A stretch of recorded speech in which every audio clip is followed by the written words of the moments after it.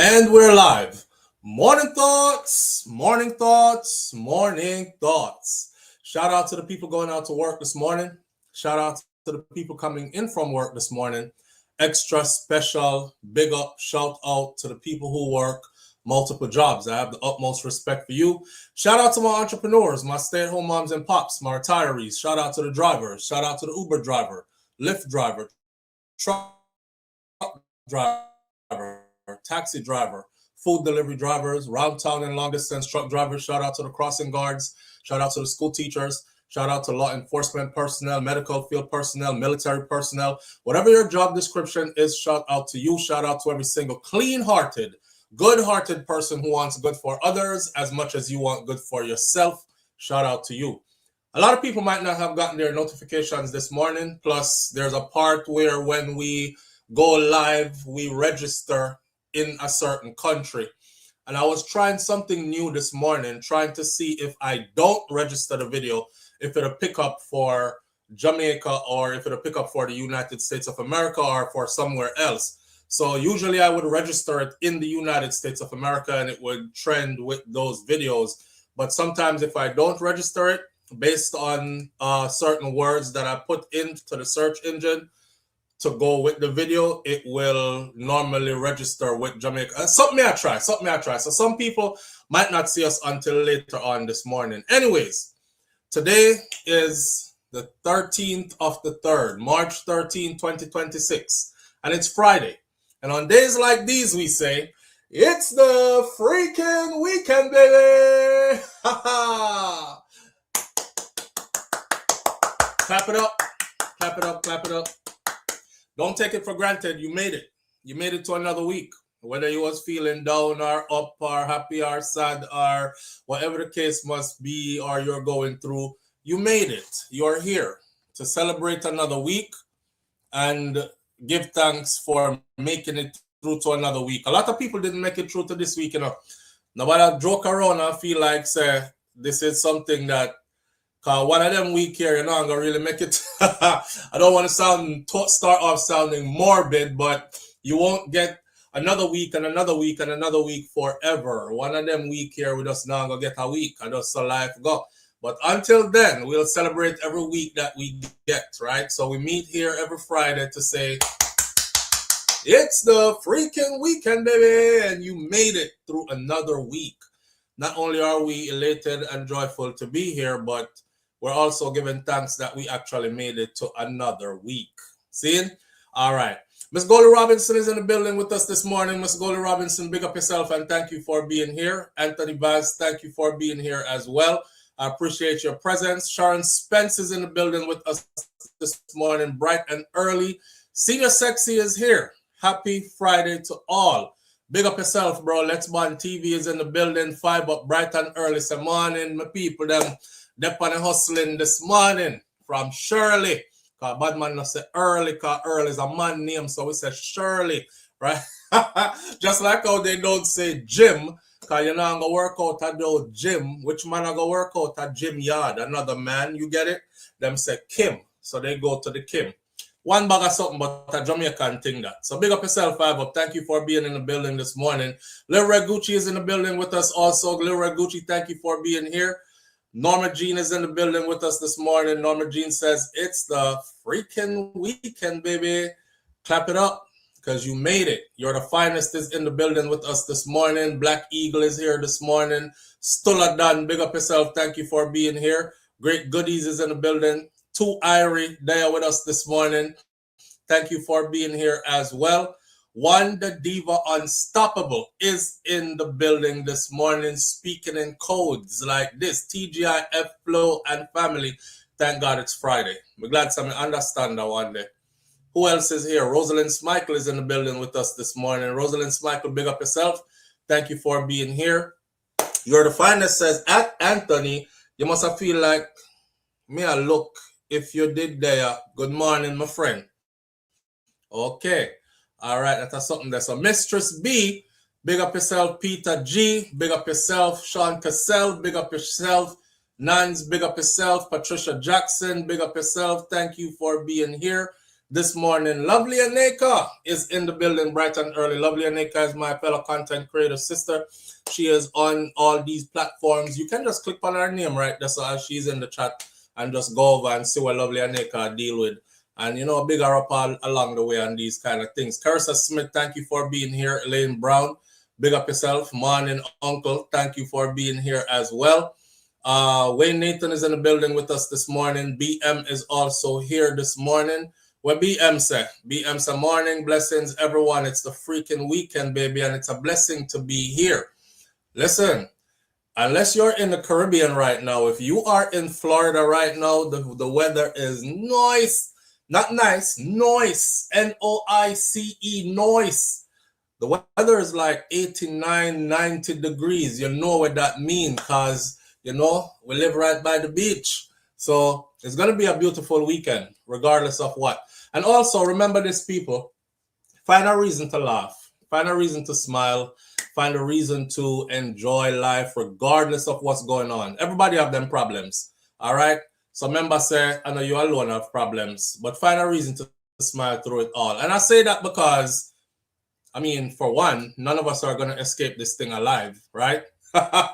It's a funny saying, but it's true. None of us are going to escape this alive. So find a reason for smile along the way while you're here still. And if you see somebody who is down, try pick them up, because I know everybody can handle stress. And sometimes we all need somebody to lean on and a little bit of motivation. Maybe you can't help them financially, but you can help them with other things like sharing your vibes and them kind of something there. With that said, the donation we took up for the washing machine for Jamar, I spoke to Jamar yesterday. Jamar said that I told Jamar, I said, listen, him say if there's anything I want him to do, I said, yes, just do me one favor. Whenever you get this washing machine to your house, I want you to do a short video just for show the people them say you got a washing machine, because there was people who was cloning him saying it's 2026, a time for you to buy one washing machine now and stop wash clothes down a river. So whenever you get the machine, just do a short video for me so I can show my audience, so I can show the people them say I didn't scam them or rob them or tell them a lie to get something done. Therefore, you know, people like to know that what they gave went somewhere. And that's it. I sent the money from Monday, I believe. Jamar just pick up the money. And him shoot me a message yesterday evening and said, thank you. I just go pick up the money just now. It was a total of 94,000 something, 95,000 Jamaican dollars, which was like 600 something American dollars. And I sent it to him. All right. He sent me a advertisement of a place called Blingers, because I asked him, should I buy a machine and send it down and pay for clear it and deliver it? And him said, can get machine in Jamaica, good washing machine in Jamaica. I said, no, why you buy one little cheap one, want to buy a good one that will last. So he sent me a commercial from a place called Blingers, and I looked up Blingers, and Blingers start out from 30,000. And I asked how much was 30,000 Jamaican dollars. So I figured we sent him double enough to actually get not just a regular basic washing machine, but one of the better high quality ones that they have. So he's in possession of the money now. I'm in possession of my receipt that I sent through MoneyGram. Didn't know that it was that easy to send money to Jamaica through MoneyGram. I had never done that before.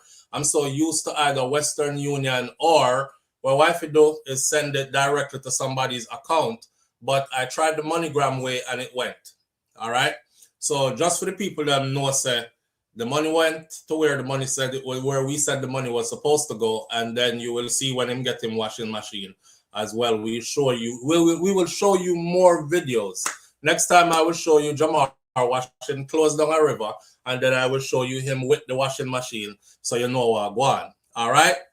So big up on yourself, and thank you for each and every one of you for being a part of that. You know, we can affect change. We can actually help people if we pool our resources together, if we come together as a community and actually reach out to help somebody. It's a small feat, and hopefully we can do bigger things in the future or do more of this, right? Washing clothes in the right is a very... Washing your clothes in the right is a very, what I say, BM. Get it together, BM. Get it together bright and early. Another thing put you on notice for is that my dental appointment, because I'm telling you from Monday, so I broke my tooth. I was chewing on a piece of oxtail and bite the bone and broke off one of my teeth them. So I have a date set for my teeth to be fixed. So Monday, Tuesday, Wednesday of next week is going to be kind of spotty with the lives because I have to go out of town.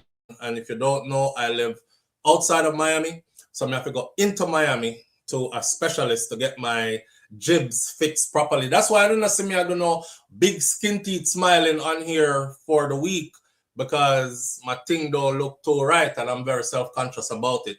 So for those 3 days, I'll be getting my teeth done. I'll probably still be going live depending on what go on, but I'm just giving you a heads up. So if you see videos being posted, but we don't go live for those days, just know, say, him out of town getting his teeth fixed. All right? Yes, I saw the oxtail did nice in the Nans. And Nans, here what? I me cook it too, you know? Yeah, cause me a big chef. Me a big chef, so I me cook it. Hello? Hello? Yes, this is he. Hey, Scott, how you doing?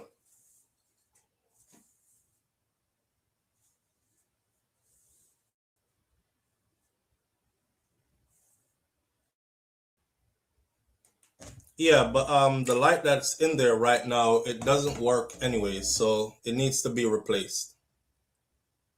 Right. I was just telling her that I needed like a nice light to put in. Like a blue for fluorescent something.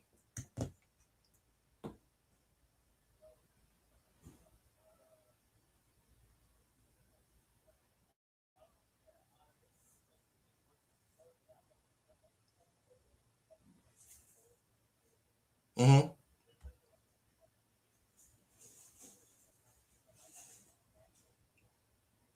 Oh, nice.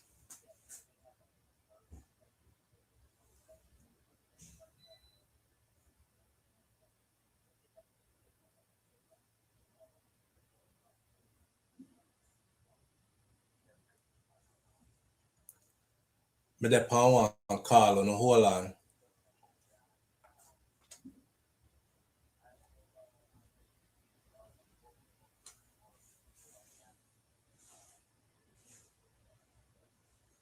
Okay.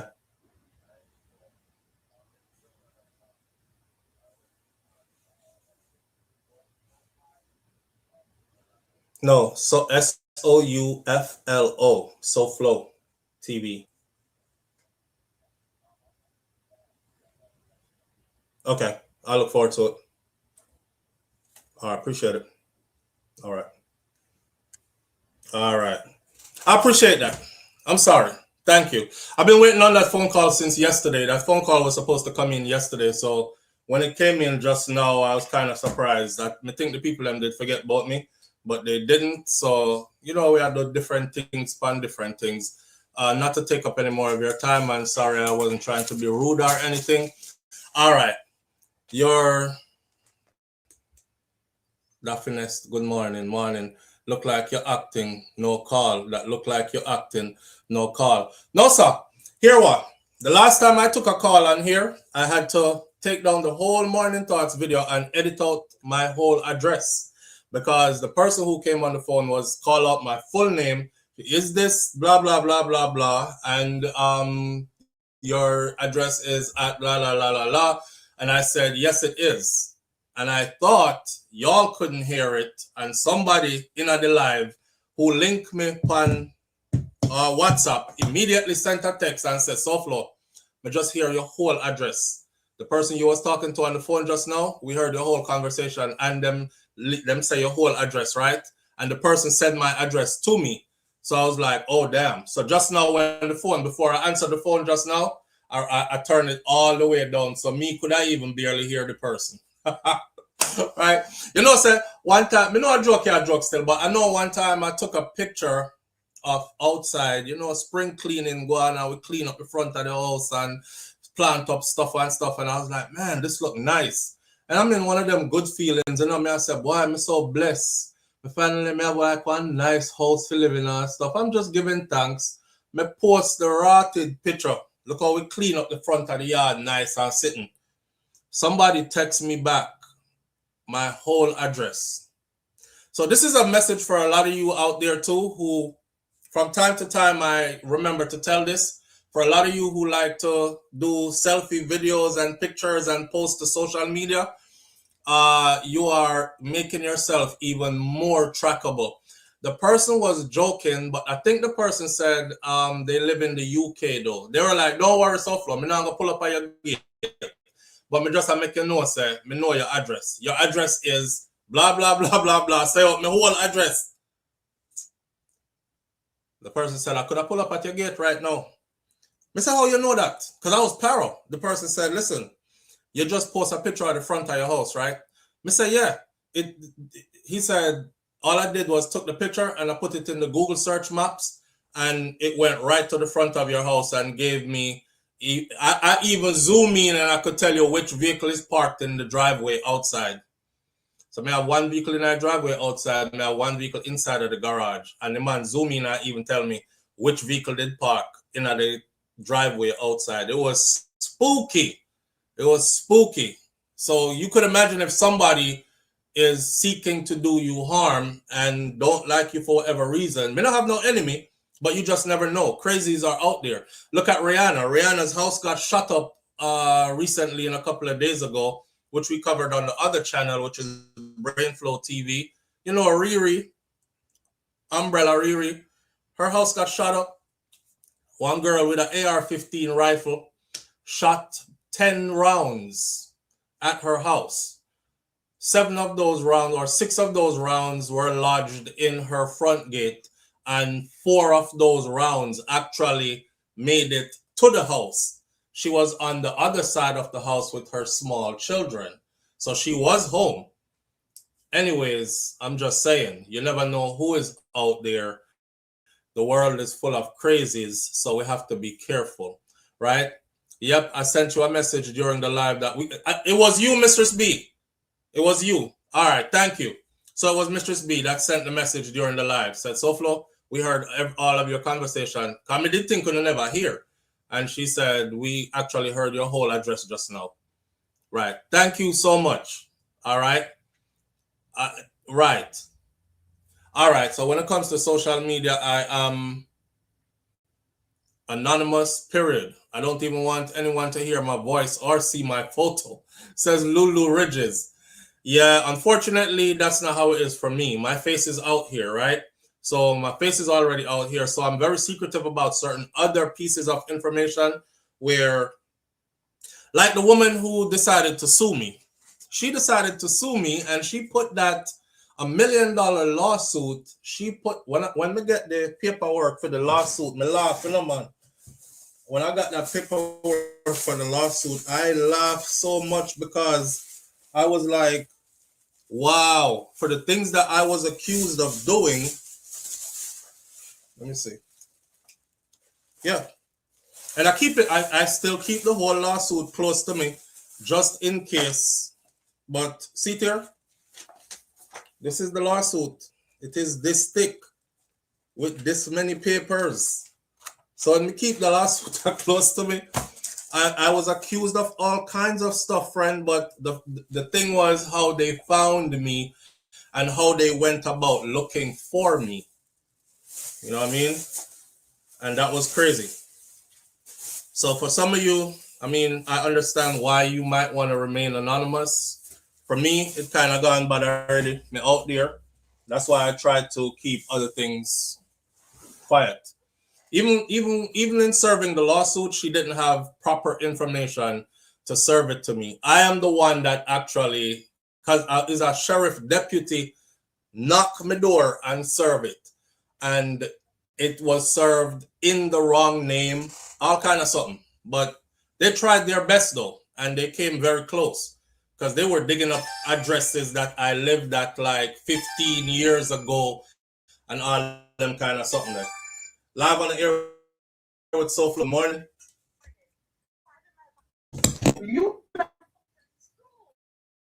All on the family.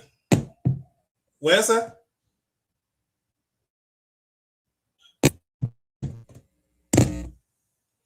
Okay. You want to your phone? Now I'm on the road, so. Oh, yeah, chip out and chip in. I'm walking, so, and the vehicles in the background. Okay. All right, talk now to me. Hear me?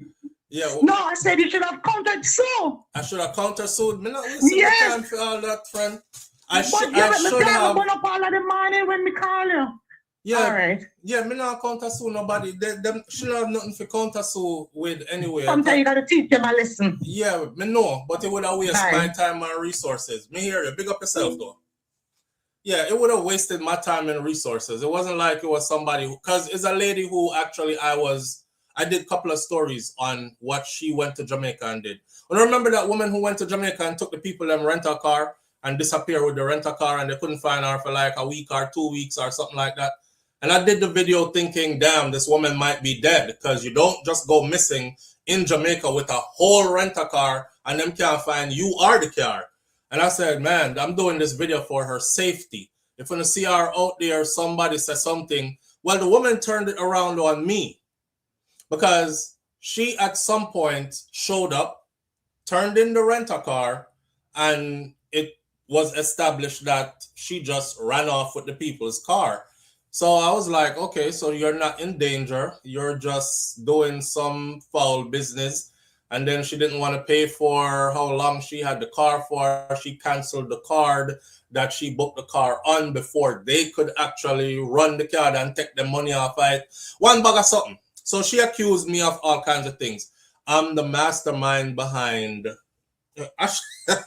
I'm the mastermind behind Jamaica Police Department, and I had rogue police in Jamaica following her around and her life was in danger. And I had them stop her in some desolate places and put gun to her face, from which she has suffered emotional distress to this day. She wakes up with nightmares. And you should have read this lawsuit tarotted that this woman come file in the US against me because she lives in the US, right? So she figured he's here, I'm here. I'm going to file this lawsuit there and I'm going to win. Emotional distress, this, that, and the other. Me no know the woman, you know. And the people them who did stories on her, she didn't file no lawsuit against them. Like the main major story, news places and the rental car company place. She filed it against me and said, I'm the one who is the mastermind behind. They don't know me, I don't know them. That was a funny lawsuit though.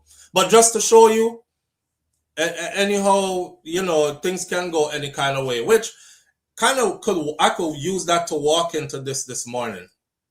A story we already covered. We got a couple of stories to cover here. After I cover this one, I will ask you where to start.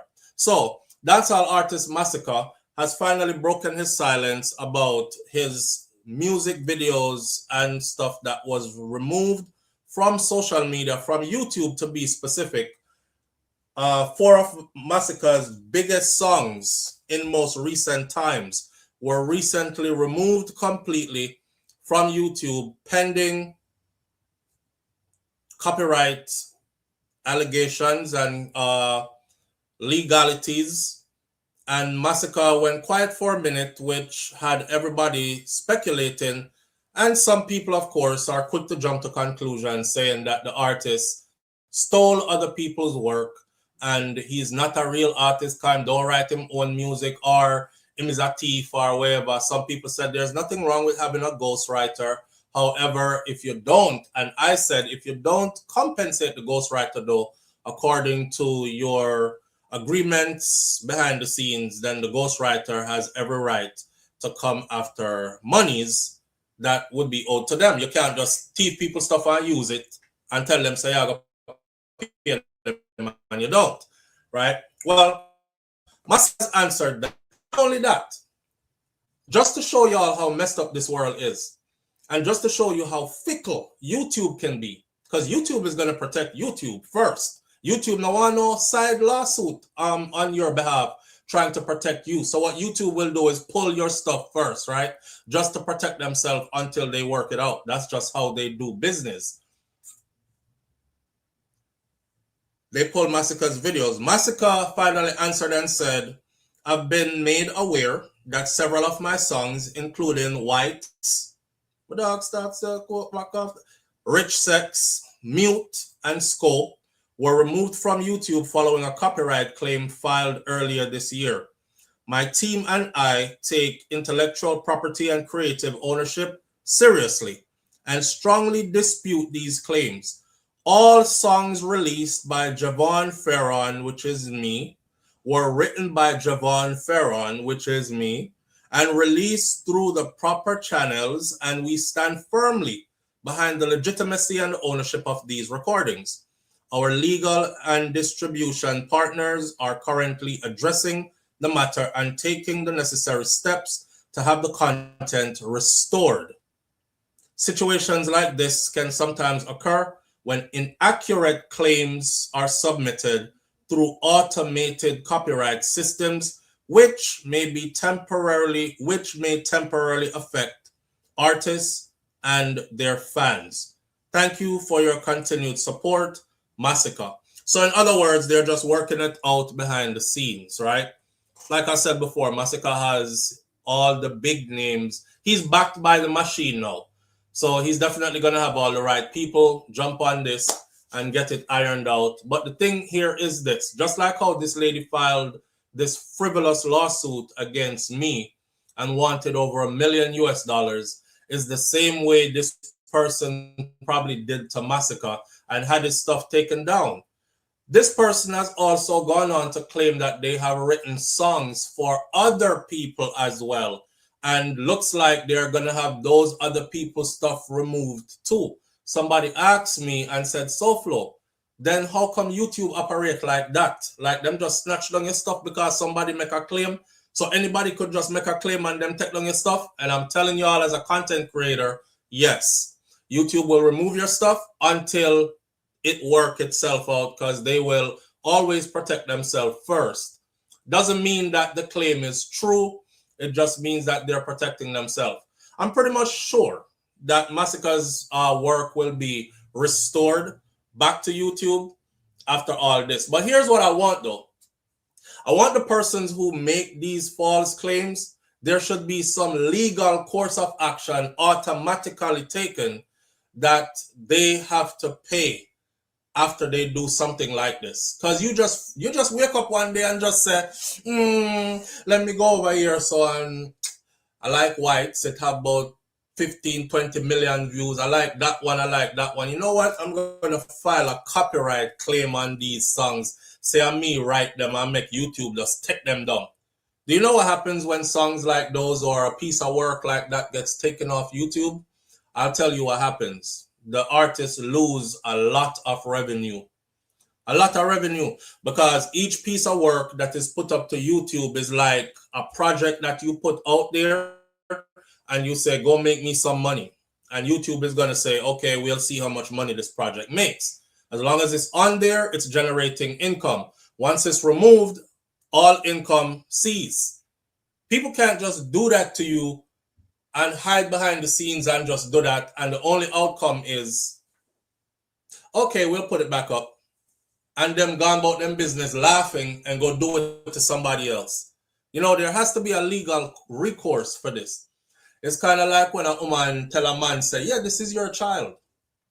And that man pay child support for 15, 16, 17 years. Only to hear say it's not his picnic. And there's no legal recourse.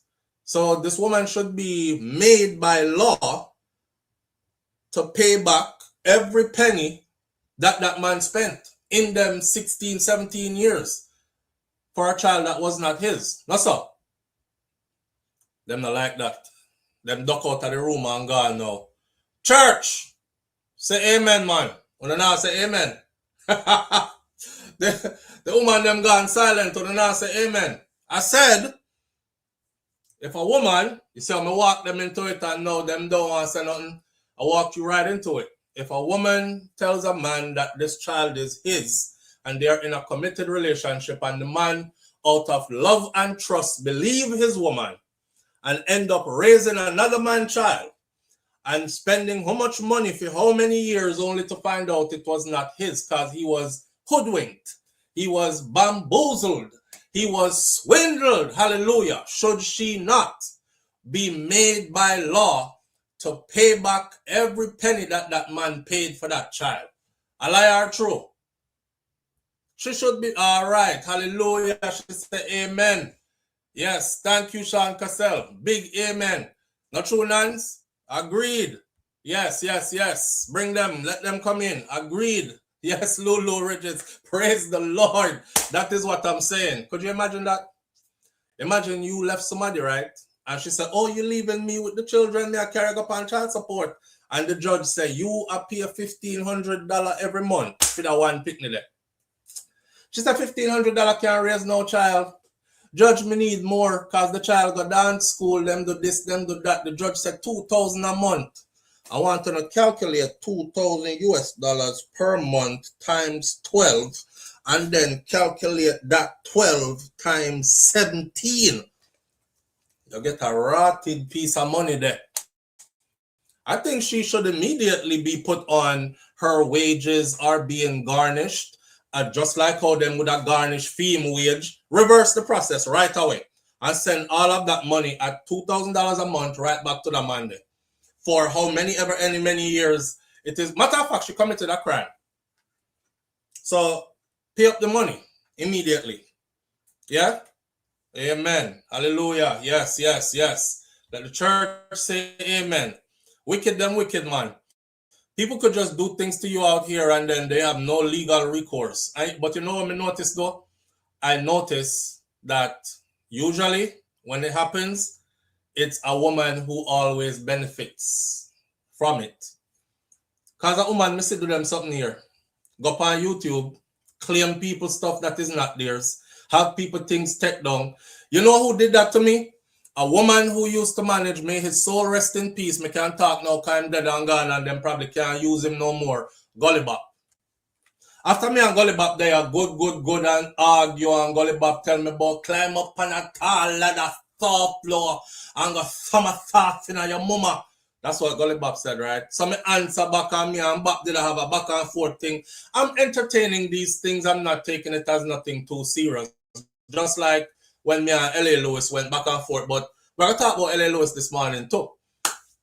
I wasn't taking it too serious. All of a sudden, all the video them that I did that had anything to do with Gully Bop, and me did a whole heap of them, you know, we had anything to do with Gully Bop. Me just get all these warning from YouTube, them take off my video off and you are at threat of losing your channel. That was one of the realest times I was at threat of losing my channel. I had one more to go and I would have lost the channel.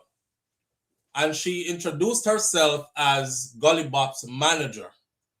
Them time the I said to myself, say, then if she a Gully Bop manager, Gully Bop a do bad because him not perform nowhere. And me just see Gully Bop in a car will look like say he's on the verge of death. Again, God bless him soul because he has passed. But when I saw him, he was in the car telling everybody how, you know, I'm still there, you know, I'm not do too good still, but I'm still I do good, you know. And I said, something look wrong with Gully Bop. This is before he said he was going through the cancer something, you know. And she introduced herself as a manager. And she started talking about, I told the lady, I said, ask Gully Bop. I said, this is a mutual thing. Ask him about SouFLo and ask him, here she, you know, Gully Bop is a star. And stars like Bop don't remember people like you. Stars like Bop don't remember people like you. I say, you know what? I not argue with that woman here because she sound like her head sick and she will give me one more strike and make me lose my channel. My hand was in the alligator mouth. I have to nice her up, you know. Live on the air with SouFLo. Good morning. Good morning, so how you doing? My dad, my brother, how are you? I'm here just chilling. Talk but to based on the conversation you were having, I know you're the perfect person while you always say you sow good seeds because you hate karma. Yeah, like bro. you have a vendetta against karma. Yes. My question is now, based on the things that when Massacre said, and let it go out there in the atmosphere and the universe, saying how him give Kartel strength in the lonely yard and call him snake, said the snake reason so convincing and these things. Would you say him get a taste of own medicine and this is karma at its best?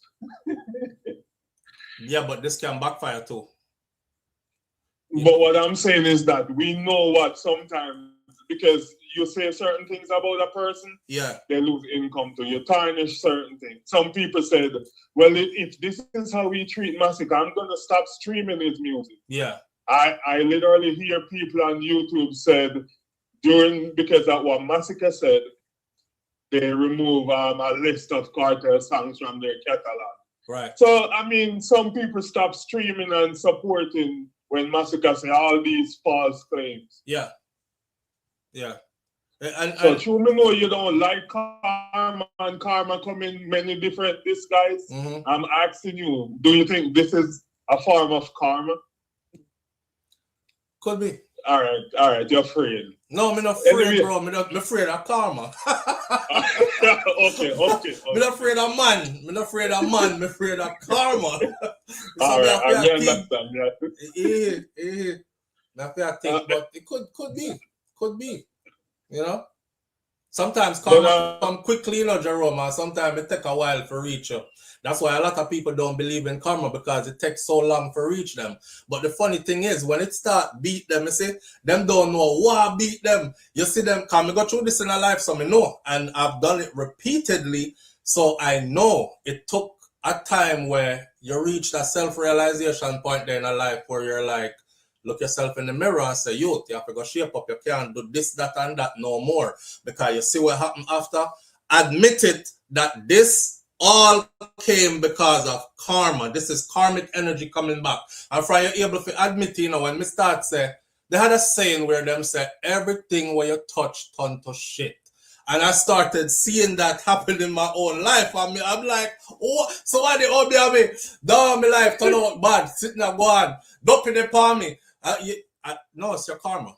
It's your karma. But most people, because the karma reached them way after what they did, them can't connect the two. And, you know, them, I'm just going through some rough time right now. No, you're not. You get your ass getting whooped by karma. Your ass is getting whooped by karma. So, me know that karma is so real that I'm afraid of karma. So, I'm trying to do good now. As much good as I can, you know?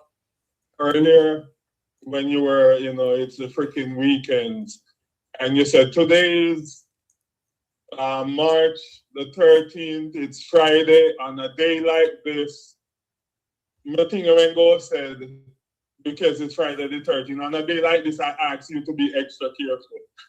But I know that is. Oh, today is Friday the 13th, Toronto, Jerome. Yeah, so when you say on a day like this, you say, it's a freaking weekend, clap it off. But I thought you was going to say, on a day like this, yeah, Friday be careful, because Friday the 13th, spooky stuff. stuff. We ask you to be careful, you know? Yeah, no, me not believing in them something this still. But when I was growing up, I remember them used to have Freddy Krueger on Friday the 13th, something. So we used to believe, oh my God, it's Friday the 13th, it's a bad luck day. Everything is going to go bad, be careful. We don't believe in that no more, though. Just was caught. But the mind is powerful. Yeah, the mind is powerful. If you think your day is going to go bad, it's absolutely going to go bad. That's why it's important. You could be walking in your house and you buck your big toe on your bed foot and you say, fuck Friday the 13th. But maybe just didn't have anything to do with it. Yeah. You know, I'm not you're driving and you get a tire blowout, you're going to say a Friday the 13th. I just your tire will roll over something and blow up. Yeah. But based on the story with Massacre, I mean, it's unfortunate that happened. But sometimes that's how we stay in dancehall. You know, it could be something bad. We're going to find laughter and humor out of it. Yeah, that's true. At the end of the day, we're not wishing him any bad, though. Yeah, we're not. And I hate it when people will not see. You say something that everybody loves from Monday to Thursday, and because you said something Friday, they're gonna report your channel because they said something they don't like. Like these modern day people, them do some weird things. Yeah, I've had people who actually unsubscribe because I said something. And me talk about people who have followed me for years. I wake up one day and say one thing that they don't like. And next thing me hear, say about 4 or 5 years, 6 years now, me I follow you. But that's something that when I said this morning, I'm sorry I had to unsubscribe. And vice versa though. I've had people who say, I followed you for years, 7 years now, me I follow you, I never subscribe yet. And that's the sermon the way you preach this morning, bro. I didn't have to hit the subscribe button. Let me tell you honestly, if you was following me for 7 years and never subscribe, don't tell me when you subscribe because it doesn't matter. Because 7 years ago, we never even really have a good platform. We did out there with about 10, 15,000 people. So don't come now when it's 400 and something thousand people and talk about, I know you're subscribed because of what I said. I've been saying the same things all along. Some people just don't deserve to have options because them used to be forced to watch Dorian Samuels, TVJ or CVM, and they have to sit and listen to everything they say. Oh, John, and them couldn't dislike. Let me ask you something.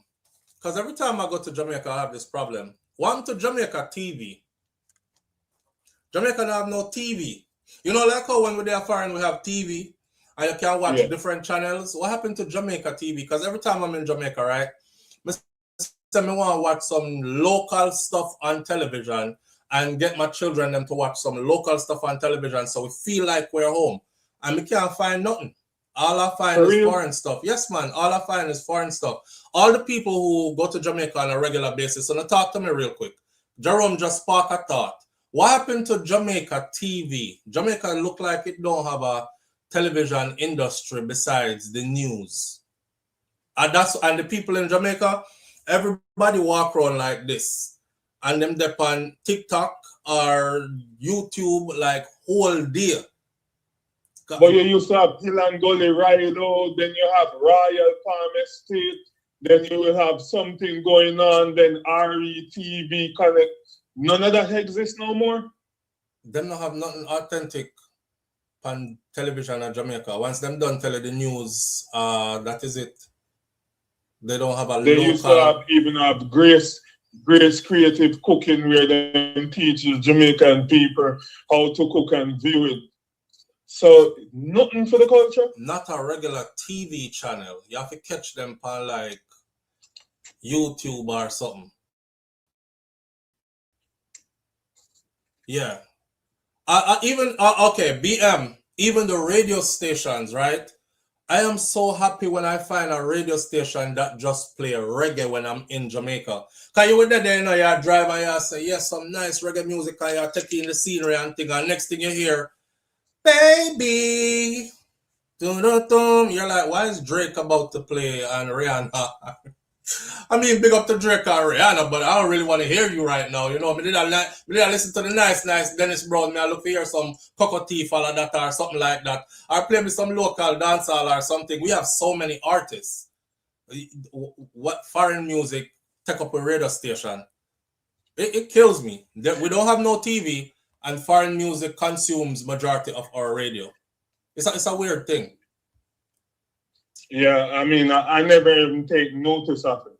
Well, everybody want to watch what going on foreign America. It's just the older people them really want to watch news. Nobody even want to know about the weather in Jamaica anyway, because everybody can't tell you the weather. Rain will fall and then sun will shine and it and that is it. And anything will happen, we have to deal with it. So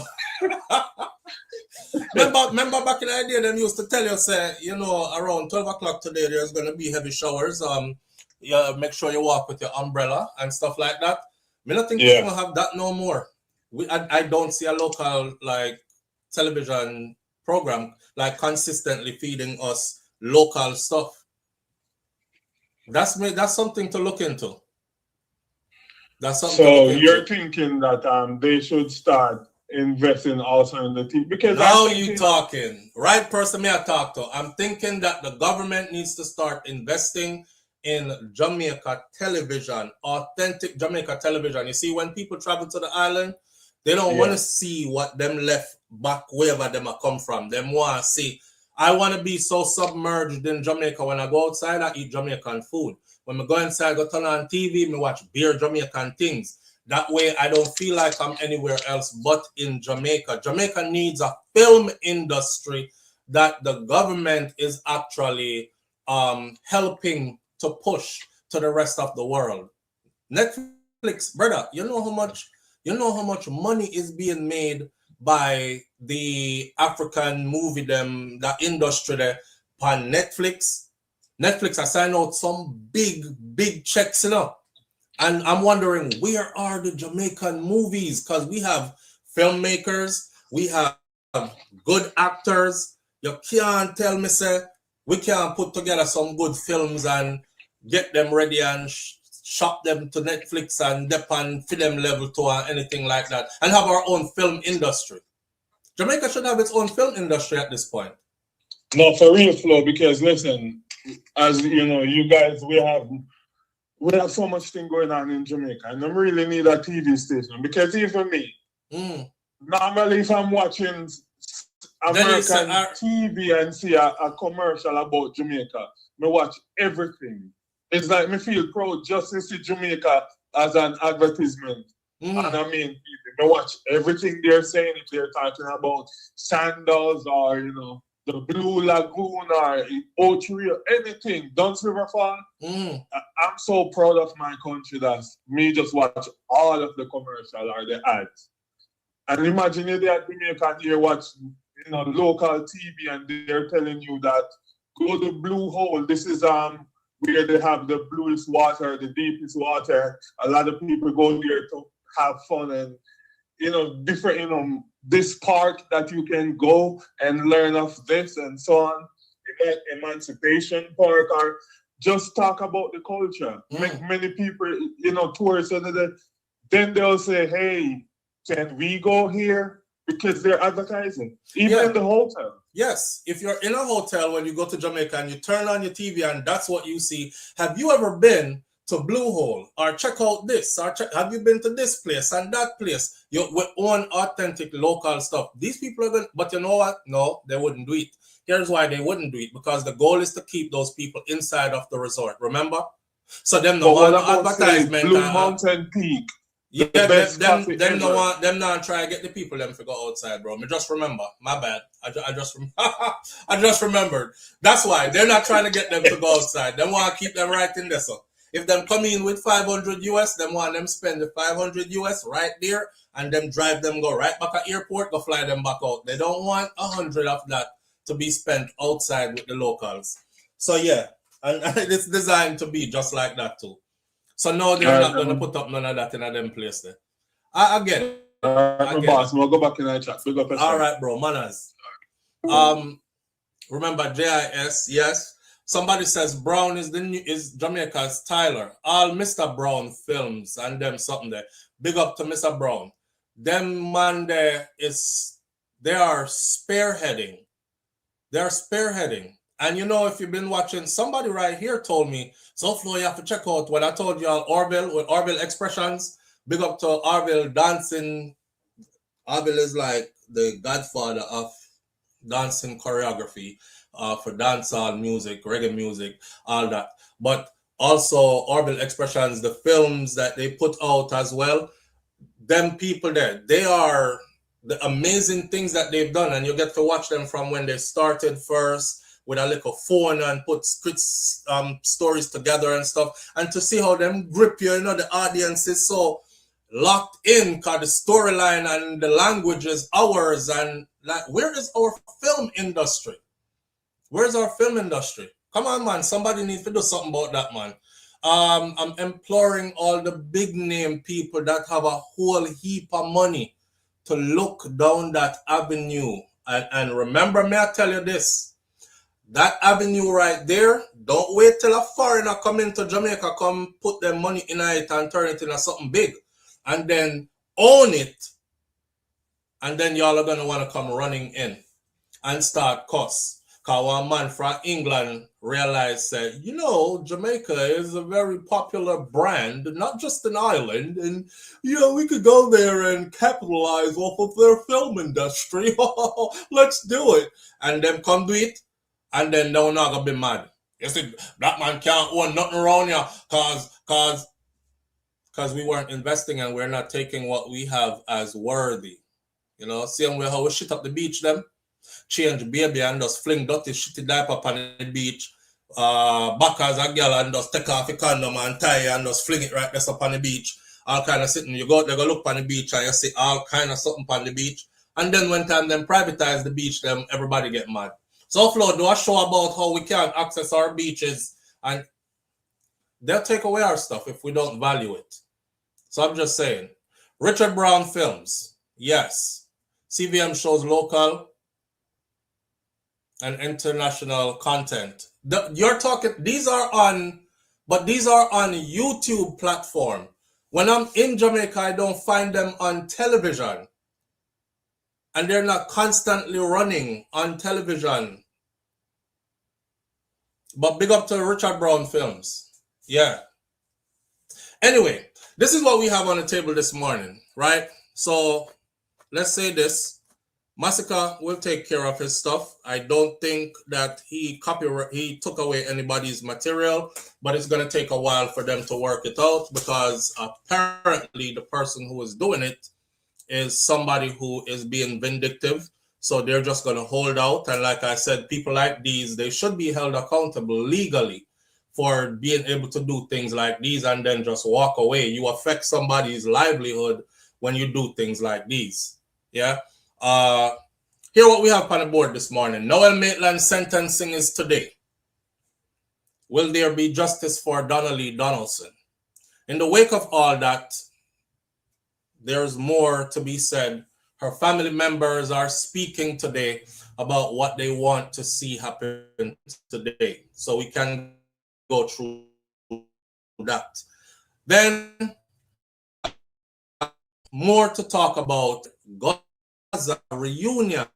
That is what it has been called. No, Gaza reunion. Who would? This is an exciting time. This is an exciting time. Remember, I know when Kartel get released, we say, okay, a time for this and time for that, and we want to see this. Remember the time when I said, I don't know, God can't make me lick the lotto man and get like 100 million US cars. Me would have paid to see certain things. I would pay to see a stage show with all Jamaican female entertainers. Me don't want to see no man perform for the night. Big concert too. In a huge venue. Let's do it at the stadium, National Stadium, full of the place, right? And them kind of something there. Just live on the air with SouFLo. Good morning. SouFLo. Yeah, bro. Good morning. You still talk about the massacre thing and all of them something? Yeah, we're off of that now, but talk now where I said. Oh yeah. What I was saying, I was listening, maybe I tuned in a little late, but the same thing we talk about, man. We not see nothing we really are going to Jamaica on the wider media screen. You know what I mean? Like, we want to see more, we want to hear like less of them R&B stuff where they play on the radio. They have more of the culture music. You know what I mean? Right. But just like you and Jerome was talking there a while ago. Right. They need to have like one of TV channels where you know, our local programs. Things are produced locally. Yeah, because we got too much going on. Even with the film industry, we talk about with over South Africa and have all of these Netflix movies and stuff. We can do that too. The amount of things that we have going on, my youth, trust me. Bro, they must sell ganja Jamaica and we not included. Imagine that. They must sell ganja at Jamaica and we not included. Imagine that. And that will be when they endorse it crimes. Yeah. They're caged. All right. You see what I'm saying? Mm-hmm. Them beat Peter Touch and them guys, they fit them something and look at them. No, them you know what profit that fight. All right. You see what I'm saying? Yeah. So, me don't know who them things are trying to pull no you. But like I said, when we attack certain things, actually don't know, man. Actually, we don't want to ruin certain things. You know what I mean? Yeah, but yeah. Other than that, man, they tell them they can't fool certain people, man. They only can't fool certain people sometimes, but they, you know what I mean? So, I'm telling you, man, we have too much things that go on, my youth. Yeah, man. We can do it. We can do it. To just take the right powers to stand behind it, and say push this forward. Man, trust me, I'm telling you, man. Because even hey, with Massacre thing we talk about, that's why I like listen to how when you bring out it. It's when you bring out the thing and you go after this thing, like every time you get new information, that's how you bring out stuff. Why is it that bloggers why them talk so much, man? Like everybody just want to bring something, like something. Yeah. Man, they just keep yo. I mean, I pay attention what them are doing, so I don't really know. Hey, I don't stay over here saying I'm a million, bro. And I'm surprised, from when me I see and I hear them talk about killer. Me just say, all right, you know what? If we don't come out with nothing yet, me I wait and see, because man, the man them all over the place with this thing. Like what killer what? That was spread one time me like the one the one they call. I like calling name. Okay, don't do it. All right, let me stop. Yeah. Right. You see what I'm saying? Yeah. All right. But look for yourself. Look for yourself and see if you see anything about Bounty Killer. You know what I mean? All right, my brother. That's all I'm saying. Yeah. All right, manners. But blessings. All right. Don't know when did I go with that and don't want to go there either. Bounty Killer is about to be awarded the Guardian of the Culture Award. Big up to Bounty Killer for that. And like I told my audience, I woke up to a message in my phone from Mr. Vybz that I did not see the message. It was there for a while.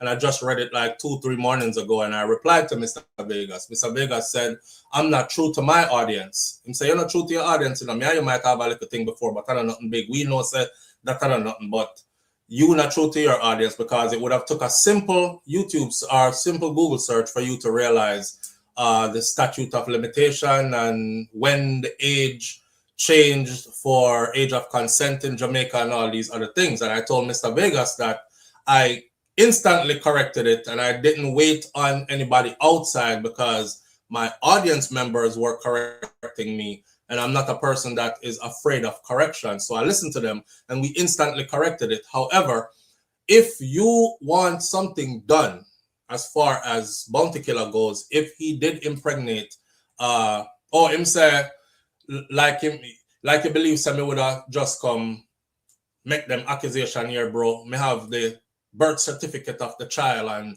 all these other things. I said, listen, if you want something done, then take it to the proper authorities then.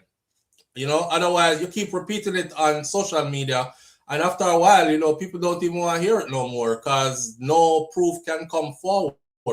We live in an age and a time where somebody can easily fabricate a authentic looking birth certificate and say, look, I have the birth certificate right, that's how the boy breed the little picnic. We can't just go off of that. Bring the woman come where he did have the baby. Bring the child come who is now an adult. Bring something. Or go to the legal authorities then and make them sort it out. And if age of consent is still, if the, is still in effect then, and there is no statute of limitation expired, then the law will do what the law has to do. That is how you would get something done if your intentions are true to actually get something done. But if I just throw what you deal with or you just want to style up the man name or something in the public like one did style up your name by calling you Gay Gas instead of Vegas, and it stick to you, then you're on a whole different agenda. I haven't seen a reply from him yet, but that's where we were with that. Anyway, back to what I was saying before. So I would have a show with all the artists. Yes, this is what I said. I said, if God can make me lick the lotto up here, man, I win about 100 million US cars, it would have taken a lot of money to do what I'm imagining doing. But people can do it. Can we go a stage show already where them have about 80 artists on it? And each artist come talk about, yeah, man, dash with that. Yeah, what's the dash with that and jump off that stage. Imagine having a concert where we have all women. Most of the concert then we go to Jamaica, we don't see a woman performing. We see beer man turn up on the stage whole night. Until I started thinking, hold on, so woman can't sing. We don't, Jamaica don't have any women that can sing. How come a beer man sing on the show? We say we love woman and we book a show, all night show, stage show with beer man perform on the lineup. I would love to see a show where it's all women. And I want you go way back from Sister Nancy and Carol and the whole of them from foundational artists way back when all the way up to now. That would be an awesome show. Early juggling hours with the long time tune them and the veterans them of the industry and show everybody how it build up, and go through the Macadam and them. Can remember Macadam and them they a long time, and go through the Spice them and go through all the way up to, well, Spice is kind of current, she is. Go through that and go through into some artists so we not even know yet that are female that are on their way up again. It would actually foster a family of females in the industry and some level of unity where they could bring new female artists into the fold and give them some guidance. You know what I'm saying? Them can tell them behind the scenes which producer them shouldn't go at studio, go lock up in a with, because him is a rapist, since them can't talk out loud who it is. No, for real. Them can give them all kind of guidance. Them can tell them, say, do you know about how to get your points on a record? Do you know how to collect your royalties properly? Let me see your paperwork. Yeah, how your distribution will work out. How you this, that, and the other. Like, it would have go way beyond music. And at the same time, we could have an appreciation for the old mixing with the new and these kind of things. Then we would have do a next one. I would pay right now to see a unity with Bounty and Kartel and Mavado on the same stage. Like Sumfest, that Sumfest that will come up, I would have Bounty Killer come out first. Bounty Killer would have forward out first. Me no business what nobody wants it. Bounty would have forward out first. Before Mavado and Kartel come out, Bounty would have forward out first on the stage. Bounty would have forward out first on the stage, doing thing, rile up the crowd, because we know say at the two giant them come out now, it's gonna be Kartel and Vado come out next. But this is their musical father. Their musical daddy is Bounty Killer. And then boom, from there, so me not give no long time on the stage, but we are pay homage. And then we are going to some look into my eyes, tell me what you see, and all these other kind of tunes and things. And then boom, make the world know say him is that great of a man, because them two youth here come from film school too. And then boom, going to the Gully Gaza reunion. Gully Gaza reunion, by the way, is going to be crazy, which is one of the things we have on the list to talk about this morning. I'm sidetracking a lot this morning. Let me get back on topic. Noel Maitland is getting sentenced today. Sumfest, Gully Gaza, we have something to talk about there. L.A. Lewis claims that he is one of the wealthiest men in the Caribbean. As a matter of fact, his wealth is on Donald Trump's level of wealth. So we're going to talk about LA this morning as well. And then there's a story here of a brother who was an engineer who left engineering to go become a scammer. And he's telling his story why he left such a prestigious field to go do something that is illegal and looked down upon, and how it's going for him so far. Those are the things that we have on the board this morning. So at this very moment, what I want you to do is to choose where we start. Do we start with L.A. Lewis? Do we start with the scammer? Do we start with the Sumfest? Or do we start with the Noel Maitland? L.A. Lewis, scammer, Sumfest, Noel Maitland. L.A. Lewis, scammer, Sumfest, Maitland. You choose. Now, you have 60 seconds to choose while I sip this coffee that I think is calibrated properly this morning. Give me the right energy. And we are 6, 7, 8, 9 seconds in. And we have 2 for L.A. Lewis so far. And we are counting. And we have another L.A. Lewis so far. And we are counting. We are 15, 16, 17. The seconds are rolling. Let me see. Keep it coming. Are we going to talk about L.A. Lewis first? Are we going to talk about Sumfest? Are we going to talk about Noel Maitland sentencing today? Are we going to talk about the scammer? We have another 2 L.A. Lewis counting. And Lulu Ridges says coffee. Wow, that's new. L.A. Lewis. I almost dropped asleep this morning, so I had to, perk up myself with a cup of coffee. LA Lewis, a beer, LA Lewis, the around here, rotted. All right, I get 2 Maitland. Only 2 Maitland. Cuckoo, LA. Cuckoo, oh no, wicked. Cuckoo, LA, Guan, LA Lewis. More LA again. On really. There's something festive this morning. All right, we have 13 seconds to go. 12, 11, 10, 9, 8, 7, 6, 5, 4, 3, 2, 1, and LA Lewis it is. Nobody not even pick any of the others. I have 1, 2, 3, 4, 5 Noel Maitland, and I have 1, 2, 3, 4, 5, 6, 7, 8, 9, 10, 11, 12, 13, 14 LA Lewis. So we're going to start with none other than, remember when Bounty Killer used to say, none other than the big bad mighty Bounty. All right, LA Lewis claims that Trump level wealth is what he is on. The man said, nothing no gimmicks about him. All right. Before I go anywhere, let me say this. I did a video long ago which you can still look up on here. It's called LA Lewis, A Thin Line Between Genius and Insanity by SouFLoTV. Go and watch that video and hear what I'm telling you years ago. Now, them years there ago was about a decade ago when we do that. And back then, a decade ago, LA was not looked at in Jamaica like he is looked at now. LA Lewis is kind of like the Jamaica Michael Jackson youth who, when he did that walk road, look pitchy-patchy and dirty clothes, people follow him with camera and say, look here, look how the youth I live. Now him did bust the other day and him gone back into the ghetto, and you know, people like us were like, damn, leave the youth alone, man. And now we see him over in the UK, and the way he is being treated like he's an actual star in the UK kind of make you realize your own people might not appreciate you, or they might not even understand the level of your genius or what you see for your future, right? So people will call you crazy.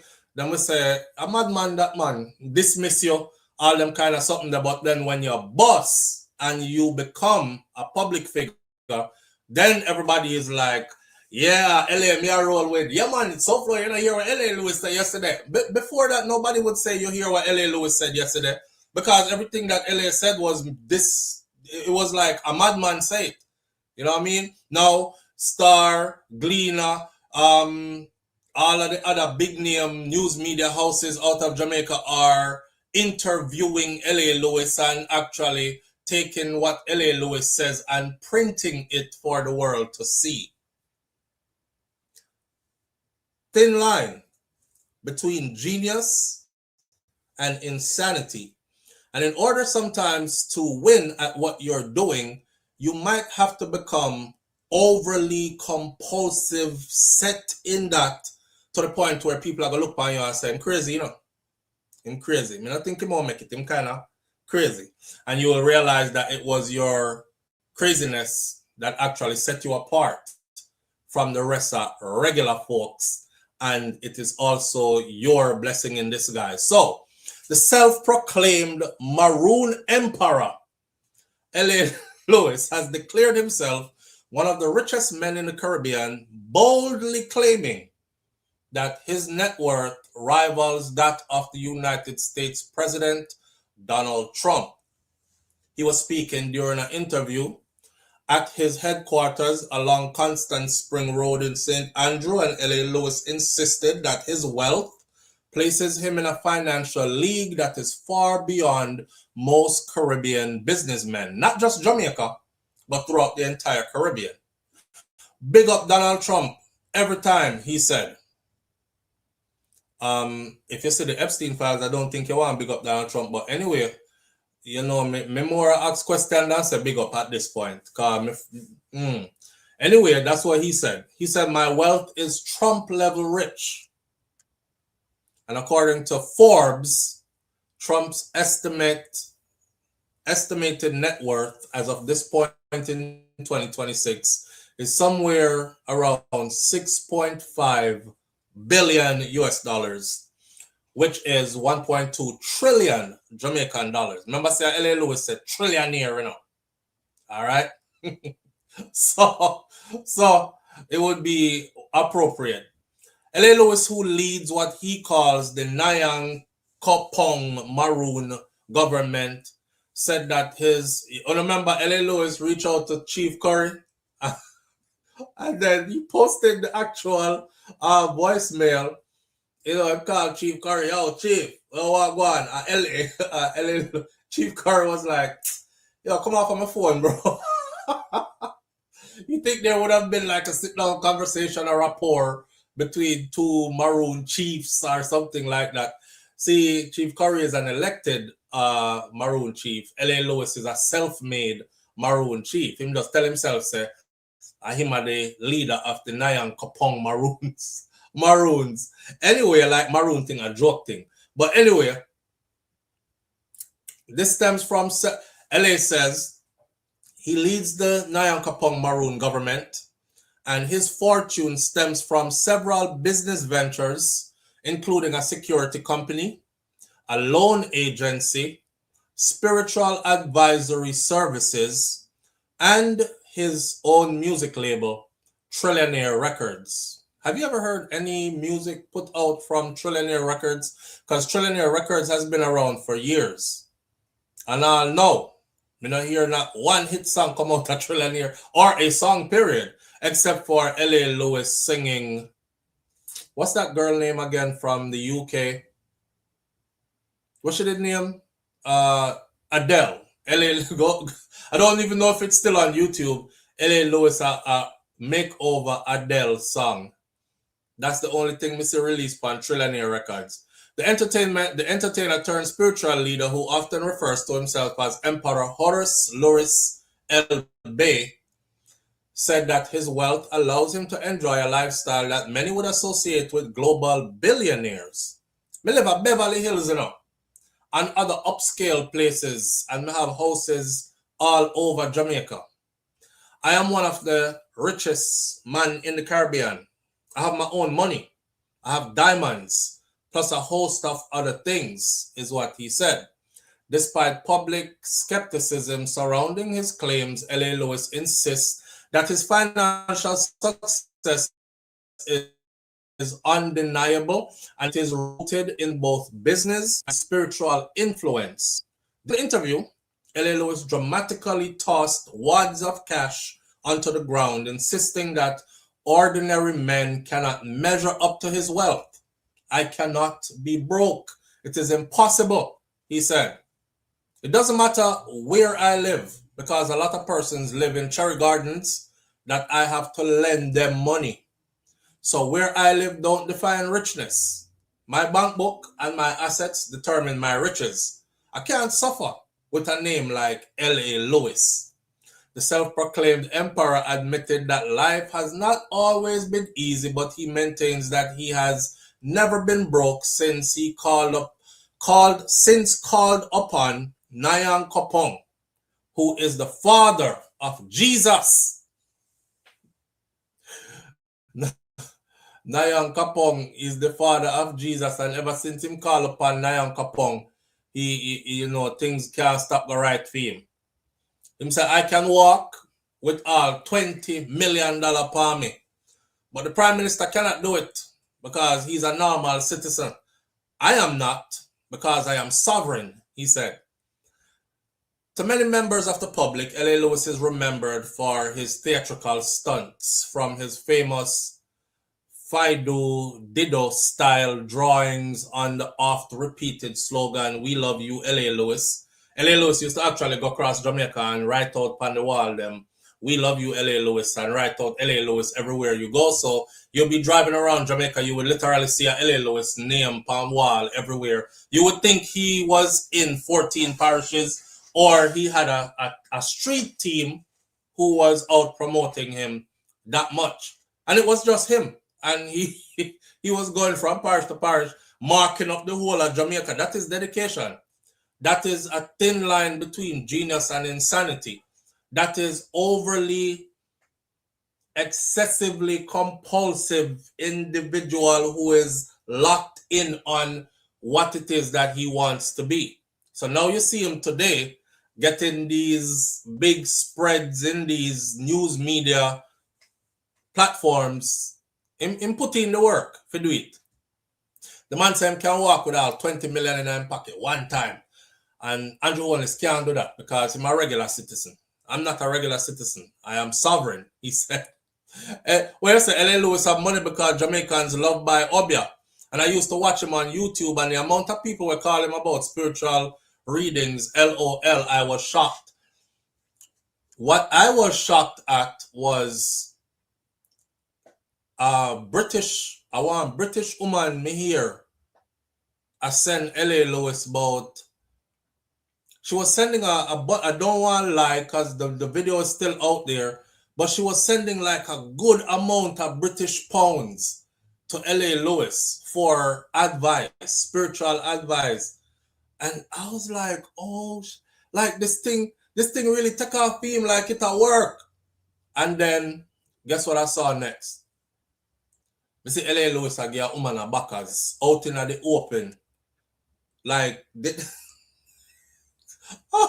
I was like, they flew into Jamaica. I don't know where them come from. Was it Canada or the UK? They flew into Jamaica, and I guess LA was hosting them, or they went to go visit him or something. But out in the open, the man there, I give the woman a backers. And I say, so LA gone into spiritual advising and pornography. But these things are happening. These things are happening. You know, he lives in his own world, and it works for him. That's why I say you have to be a bit up yourself in order to, you know. All right. To many members of the public, L.A. Lewis is remembered for his theatrics and writing up all over Jamaica. Everyone who has life have to evolve, he said. And it's just like how a tree starts as a seed, and then it grow and it start to feed people. Nothing should be the same all the time. Reflecting on his journey, L.A. Lewis said he began as a vendor before transitioning into entertainment, and then later becoming a business producer, where he said, I made millions of dollars. After that, I took up my real calling, and I came out of the Freemason as a high priest, and I used my gift to start to help people spiritually, he said. L.A. Lewis said that he established the Nyan Kapong Maroon government 16 years ago, describing the organization as one that is dedicated to advancing the cause of Maroons worldwide. At his office on Wednesday, before his hand even touched the polished brass doorknob at the boardroom, the atmosphere inside shifted. Around the long table, men and women abruptly halted their discussion and rose to their feet in unison, standing at attention as the door opened. Their emperor had arrived. A sharp blast from an abeng sliced through the air. The horn sounded for several seconds before the group broke into a rhythmic chant in honor of their leader. L.A. Lewis walked calmly to the head of the table and lowered himself into a chair.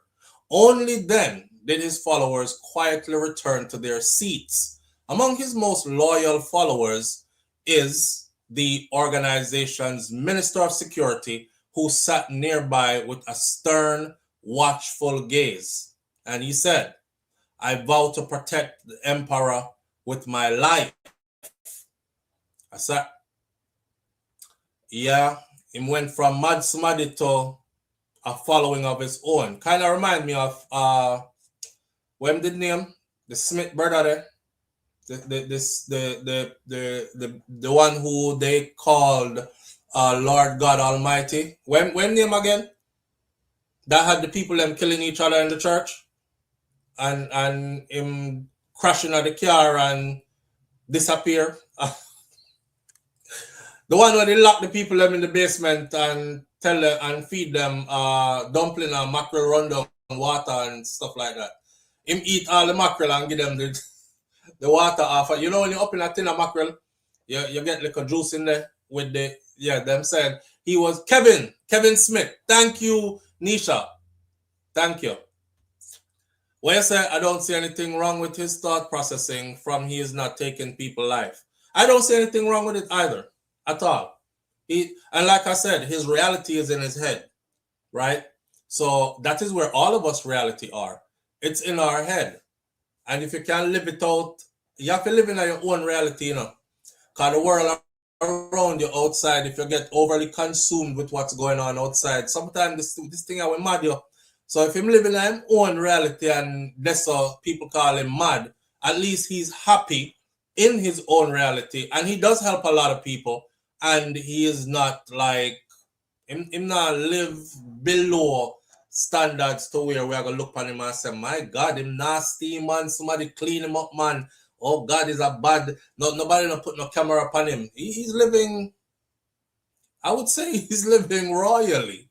He's living royally. I think if a lot of us was living like L.A. Lewis in Jamaica, we wouldn't left Jamaica. We'd have to come up and to come, actually. Because the man white, them stay whites, friend. His whites stay white. You know how hard it is to be in Jamaica and move around Jamaica and your white, them stay so white?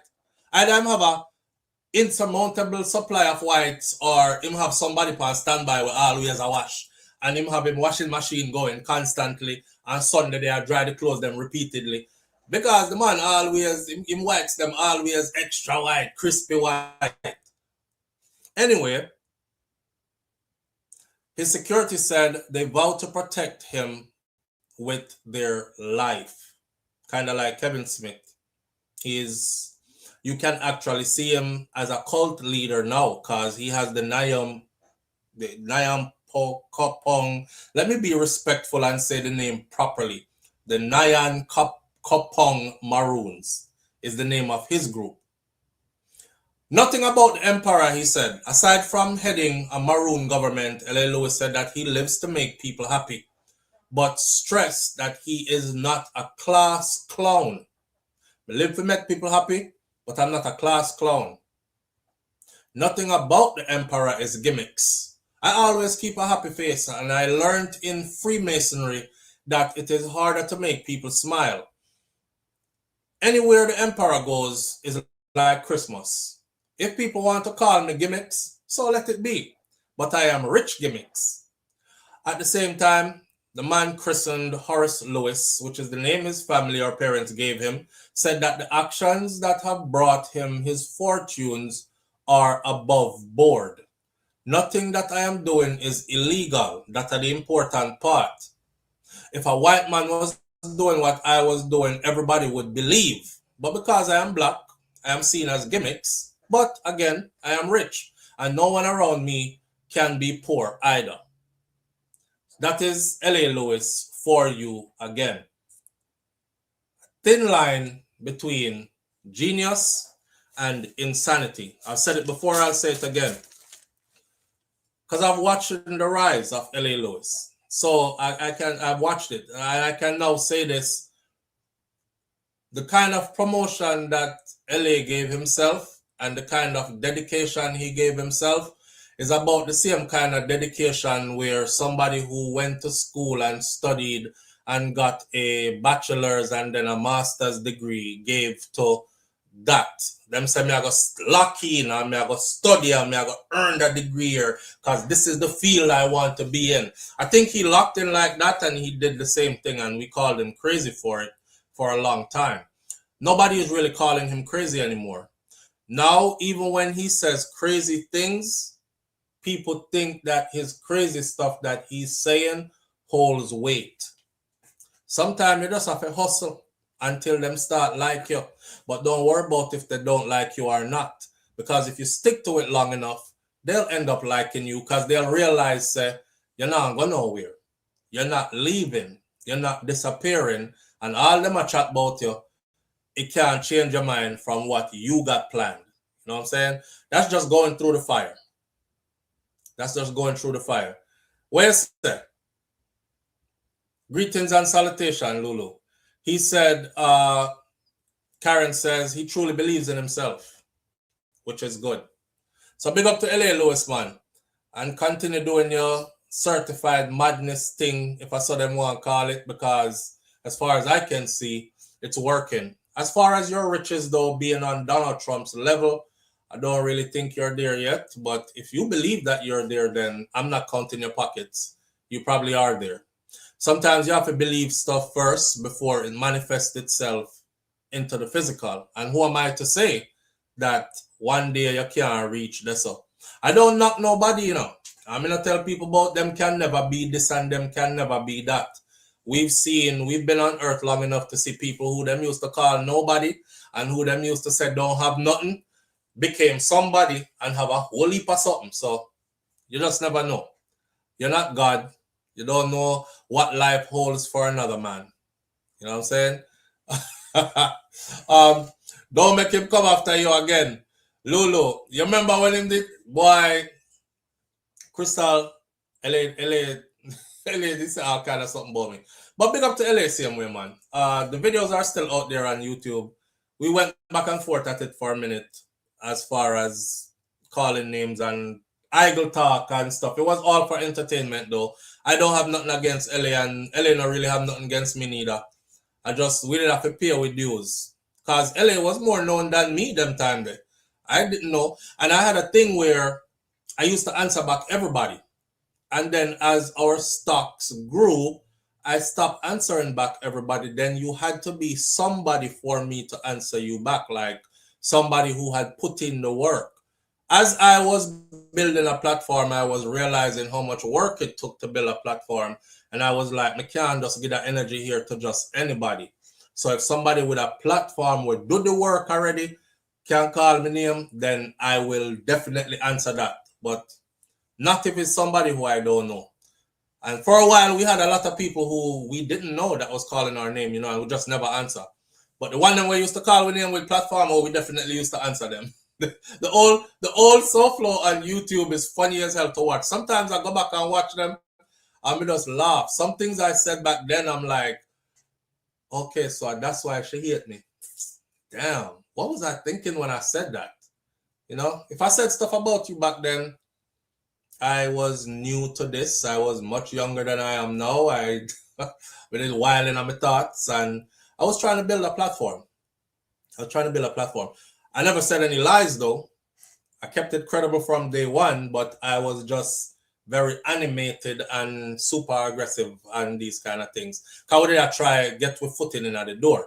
I know that when our foot got in the door, then we started, you know, calibrating and smooth it out some more until it reached good place now.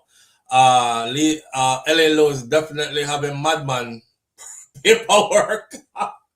You having madman paperwork. Boy, is the cleanest madman we know, though. Talk truth. Is the cleanest madman we know. If LA Mad is the cleanest madman we know. Yeah. I sent through MoneyGram straight to the account.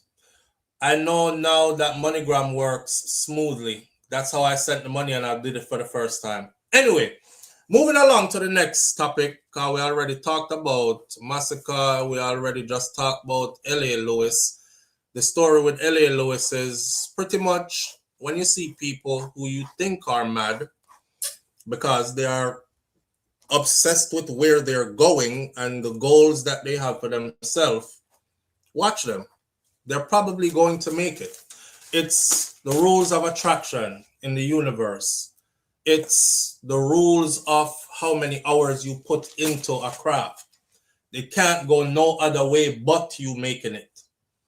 A lot of people don't make it in what they set out to do because they simply did not put in enough hours to master the craft or to get ahead. You know, like, you know, some people who can really do something, and you see people who can't do it so good, bust big fight or make it before the people who you know could have really do it really good. The only difference was somebody quit and somebody didn't. So keep that for your own self today.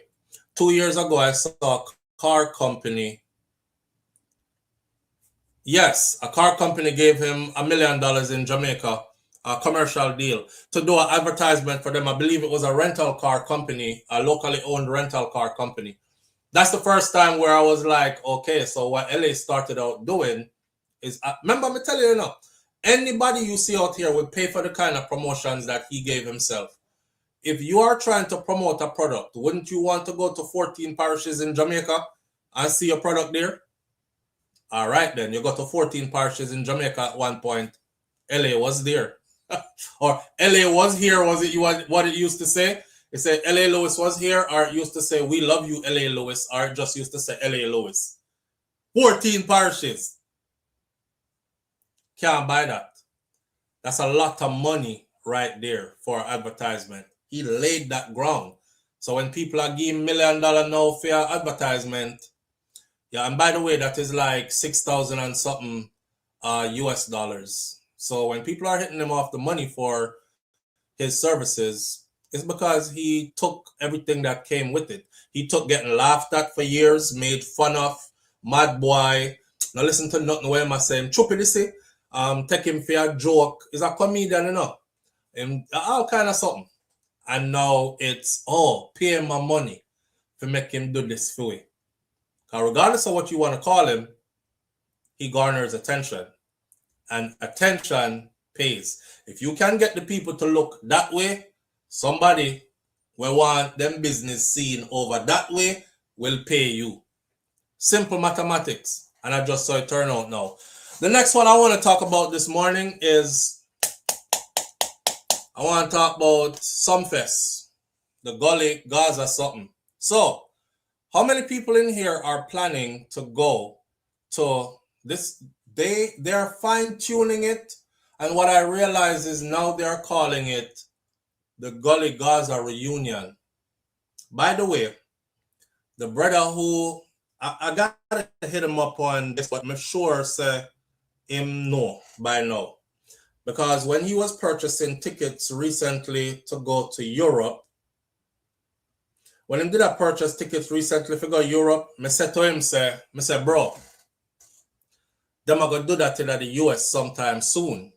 We don't have to fly to Europe to go to the show. Him said, I was there for the original, for the last show them do, the big clash, Mavado versus Kartel. So me nah miss this. And I don't think they're coming this side. It's something about me that kind of knows what's coming. Because there's no way that Kartel and Mavado are going to meet up one time in a Europe on one stage and nowhere else is going to happen. They have fans everywhere. That Gully Gaza something wasn't nothing small. It's like one of the pillars of dancehall music. You understand? So, boom! Jamaica. And this is a one-night thing. How many people are thinking of flying in? You know, so right now I'm thinking I might have to go. I was thinking I might have to go. Remember, say, wife just have baby door, but remember, say, we also did push out and go to Vybz Kartel Freedom when Kartel got released. Now I'm thinking it's time to rip up and gather up the people from the audience. But I'm going to tell you what happened, why I'm not going. Right. I might not be going because of this. The Gully Gaza reunion is July 18th. It's one night only. We're talking about Sumfest that used to be a 1 week event got squeezed into one night.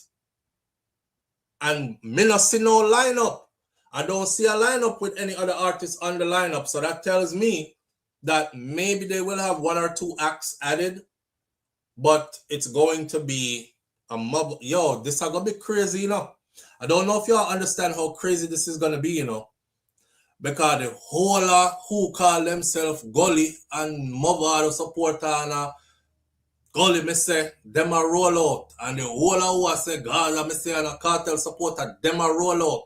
This is going to be a tune for tune. This is going to be it's going to be crazy for one night. But what me not understand is this. And I'm still asking myself, how come the ticket them so cheap? Can I ticket them cheap? And the ticket them so cheap, there's probably not going to be a lot of space here. There's probably not going to be a lot of space here. I was thinking of reloading and doing a trip. pick a couple of people from the audience, vet them. That is how I ended up meeting Charlotte. That is how I ended up meeting. I went with another, he's a big name promoter who, if you go to his Instagram, you will see him with all the stars. But there's a brother with upon him, Hustle. You know what I mean? He put on shows. He was there with us and his wife, and Charlotte was there with her brother. And then PG was there as well with her daughter. And it was supposed to be me and Shakira as well, right? So we don't think we do something like that again. Guess what I found out? General admission tickets, cheap, $45 US. I said, what? $45 US? VIP tickets, cheap, $85 US. VIP. The VVIP now, those are the ones who will be closest to the stage. Those are $200 US. Them have the VVIP decks. That means so you get a deck or you get a what you would call a tent, but it's not really a tent. It's just your own cordoned off area where them usually have all kind of incentives that comes with it. Like you get 5 bottles, top shelf, and a big bucket with ice and all that's all the stuff that we had delivered to us while we were at our table. And you have your designated server. Food is being sold in the venue, so you can tell the server, say, go get me a steamed fish with rice and peas and some mixed vegetables or something like that. You send out your order, them come back with your food. You know what I say? And you can eat your food and drink some liquor and stuff at your place without left it on them something there. That the VVIP there, gone. And that's where I would want to be. So I wouldn't gather up a crowd to go just to be in regular crowd. And I wouldn't gather up a crowd to go just to be in close to the stage. I would want to gather up a crowd to be in VVIP. Because I just saw we do it. VVIP. VVIP, you're not really too out there like that. Even though at the Freedom Street concert, after going to that concert, I was like, damn, I should have actually went all the way up to the stage. But then again, it looked like me I get trampled because, boy, the crowd did thick. And it looked like one ants nest in there. And I'm not for that kind of crowd anyways. So that's the reason why I wouldn't be going. All the VVIPs, the most expensive tickets, they didn't even put the price out for it. They're done. They're sold out. They're gone already. When I say you watch it on YouTube, I bet you won't get the full show on YouTube. Up till now, I still have not seen the full show of Freedom Street anywhere. You will not get the full show on YouTube. I promise you. You're going to get some of it. And there are things that are going to happen there that you're just going to have to be there to see, or you're just going to miss it. And only the people who are going to be there are going to experience that. Yeah. The VVIP, where you say, Carissa, I was looking at the VVIP center stage. The VVIP center stage, $200 US, but the VVIP sections, lock-off sections, those are gone. They didn't even bother putting out the price for those because there's no more. Them sell off first. It's crazy how these concerts happen, right? And then people see the crazy price for like the sections and stuff, and you hear the doubters them come out and say stuff like, after Kartel, I know God. Who is Mavado? When last Mavado do nothing big? Me not pay them the kind of money if you go see them Monday. I always tell people this. If you don't have the money, just stay quiet. Mute. Because you don't have the money. Somebody else has the money, bro. And they're going to pay for it. And look, them barely announced this something already. July this happen. It's happening, let me see. Yeah, July 18th. Mid-July this happening. And March just start and them the most expensive tickets are sold out already. A bare other tickets are left right now. I would advise anybody who's going to purchase your ticket them as soon as possible because we're in March now. I'm predicting by the end of March towards April sometime, them ticket they are done. There won't be no tickets. This is, and once Down Sound start roll out for them type of promotion, you know how them do them promotion already, right? The big vehicle them roll out, you see the picture of them everywhere. Once people start connected to Mavado and Kartel and the CM flyer, these kind of things, won't be no space left over there. If you really want to go, I would suggest that you get your tickets now. Nan said I bought the full show of Freedom Street, but the streaming wasn't that great because you had to be there. You had to be there. Why Nan's it was a show and a half until me couldn't remember no more. I'm not lie. Yeah, because that's where I wanted to go, the VVIP with the booth. Me too, Carissa. That's what I would have wanted to do, was the VVIP. That's why I looked it up this morning. As soon as I actually got confirmation that this is going to be a Gully Gaza reunion, the first thing I said this morning is, okay, this is how it is. I do our next, where we line up some people and we are going to get ready from this platform and we're going. And the first thing I looked for was the VVIP with the special sections, and it gone. Every one of them sold off. Them not have no more. Already. That's a big deal. Oh, by the way, the one that they're having in Europe, the VVIP for that one is sold out too. Always the most expensive tickets go first. Reggae Sumfest, Jamaica's iconic festival, often hailed as the greatest reggae show on earth, is shaking things up for 2026. The annual event will be held at Plantation Cove again, reminding some people, in St. Anne for the first time ever, with a single show night. Not a 1 week long show again. This is a move that has sparked curiosity among the fans who are accustomed to the festival being held in Montego Bay. But according to Joe Bogdanovich, who is the CEO of Downsound Entertainment, this change is far from a sign of abandonment. He says we're not abandoning Moby. And I told y'all before that he said it's because the hurricane just passed and the hurricane really mashed up down there, so which part they would have had it, and they had a choice to either not do anything this year or to do something spectacular, take it to another venue. So Reggae Sumfest home is Montego Bay, he said, and it's been there since the beginning, and he emphasized that the city just couldn't quite handle that kind of crowd this year, but that we are expecting. And we really just want to give our people the best experience that is possible. Me not blame you. Me not blame you, sir. Nobody bring the people them going on no ruins. Because that's all Jamaican are going to do when them flying from foreign. Them are going to say, can you know how we stay already, right? Then Jesus Christ, then the hurricane click from when? And look how the place look. The man them really sell with ticket, them expensive ticket of a car. We come in a garbage heap. Gonna act like say somewhere decent them have way and this. So it's only wise to find somewhere that is a good venue to have the event, right?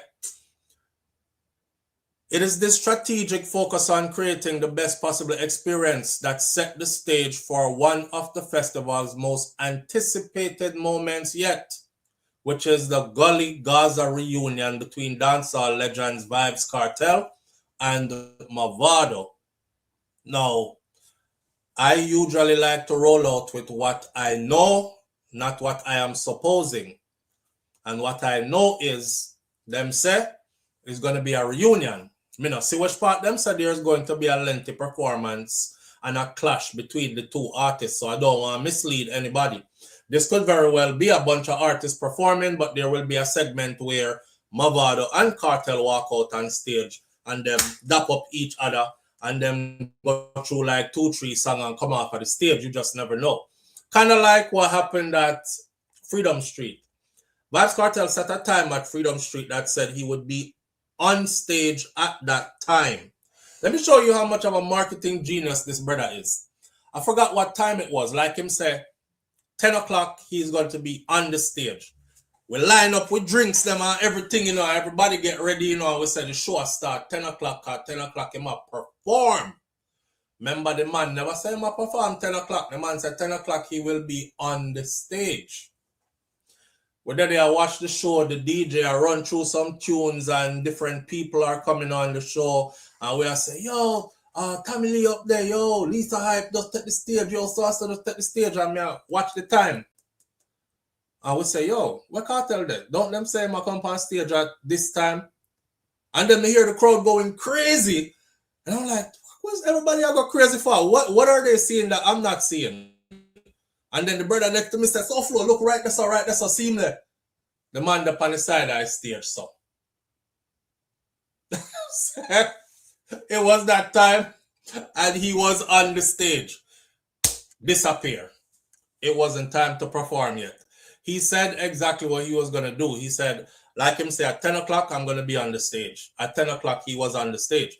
The crowd went crazy. This is such a good marketing because now everybody is sure say he's there.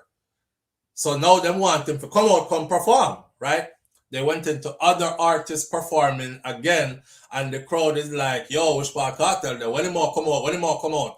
And then the next time him appear upon the stage is when him like rise up out of the ground and him in that suit there. And it was that epic moment that was made. Yeah. Well, Mr. Bogdanovich said we move with a flow and a timing. The timing was perfect for the Gully Gaza reunion. So they are having it. Opportunities arise when the atmosphere is right. And the conversation between Kartel and Mavado has always been easy for the Reggae Sumfest team. Joe Bogdanovich explained, he said that we're not pushing any negative narrative or any resistant kind of vibes. This is just a natural flow, something that we've been talking about for a while. So when we did Freedom Street, we saw how massive that was for the culture, and we're positive that this will be no different. The fact that this is going to be one night, I'm telling you right now, said the venue they have a pack till it can't pack no more. Bogdanovich assured fans that beyond the reunion, the event will deliver a seamless, celebratory experience. He added, he said, we're going to be giving folks a really big bang for their buck. Tickets are already selling out. So that's an indication that the show will be great. And again, the most expensive ticket them, the VVIP ticket them, for the people them who like roll nice and heavy, them gone already. So you can nobody look for them there. The next tickets that are available is VIP, regular VIP, and general admissions. This is a positive event. He said, this is a real celebration with great music, and we just want the fans of the music to come out, enjoy themselves. We have a few more tickets up, a few more tricks up our sleeves too. So just wait on those announcements, he said. Also highlighting that his team is already working on the logistics to ensure that the event runs smoothly, and we're working really hard on the traffic issues, and we're confident that we can manage that. We're going to be working with the police and the fire departments to make sure that everything works together and runs smoothly. Gates will be open at 4 p.m. So get there early because it's going to be special. Joe Bogdanovich also hinted at a festival season that is filled with additional experiences, saying that we're going to be doing some parties also. We're looking to do the all-white event at Pier 1 and a few others to get others involved and share the glory of Reggae Sumfest and what comes with it. We just had a great Reggae Sumfest festival at Hope Gardens. And come July, we're going to see the dance hall side showing out just as much. So again, put it on your calendar. Jamaica, hot in a July day. July 18th, treat yourself. If this is what you're about, go see something nice. Go take in the atmosphere. I tell you right now, nowhere like Jamaica. Especially when you go to one of them big events here. You just have to be there. I can't explain it to you, but you just have to do it. Under the stars. Surrounded by your people. Just the smelling of the air because chicken and jerk over there so and them have jerk pork on the grill and them have the soup man around there so and them have, just a bag of different something that go on. It's a festive affair. I never hear of any big fight happening and anybody getting hurt from none of these events. The vibe's just nice. It's going to be something to see. All right. So get ready for that. Now, moving right along. for those of you who think you're gonna go, hurry up and get your tickets, because them tickets they're not gonna last. There's an engineer dude who he left engineering and went to scamming. Scammer them there. I remember the first time I did a scammer story out of Jamaica. I was actually trying to warn my Jamaican brothers because I had seen them arresting and extraditing Jamaicans, but they weren't telling Jamaica that they were taking Jamaicans out of Jamaica. So the first time I saw it, which is years back, I did a video and I said, yo, they're extraditing out of Jamaica now. Them all give you iron bangle, anklet, and they connect the bangle them to the anklet and them shuffle you across the tarmac. And they usually take you out of Jamaica in the summertime when Jamaica really hot, and them carry you go to all some cold place way up in some hill up so, where it's only warm there for a couple of months and then it's back to snow and you can't feel yourself again, right? And I was told by quite a few people, Camila tried to tell them, say, brother, I'm gonna stop. Because them are come to Jamaica, and the Jamaican government is working alongside the American government to extradite y'all up out of there. I don't care where in Jamaica you go hide, because if you hide way up in one part of one hill, them are gonna find you. A brother said to me, say, SouFLo, you must feel like a monkey money we are make down here. You know what kind of money we are chopped down here, boy? Me in my ignorance said, couple hundred US ain't worth my freedom. The brother laugh. Him say hundreds. Him say try millions, boy. Millions we are chopped. Hundreds of thousands of US dollars. Millions of Jamaican dollars we are chopped. Sometimes we chop that in a day. And I say, wow, he lying. This is me not knowing. I didn't know that scamming was that big, and this is before me did catch on. We are talking years back, years now we are cover this. I didn't know that them did not get that much money. Well, I know now. I know now the ins and the outs of the scamming world. I know about the lead sheet them. I know about when time people find out about your lead sheet. I know what lead sheet mean. I know what a banger is. I just know about the scamming something now. And I know how much money is in it now too. And they have extradited quite a number of Jamaicans out of Jamaica now. Well, Marcus, who is a engineer, university graduate with a degree in engineering, who had worked in his field, mommy would have proud of you. She can proudly say, my son is an engineer, you know.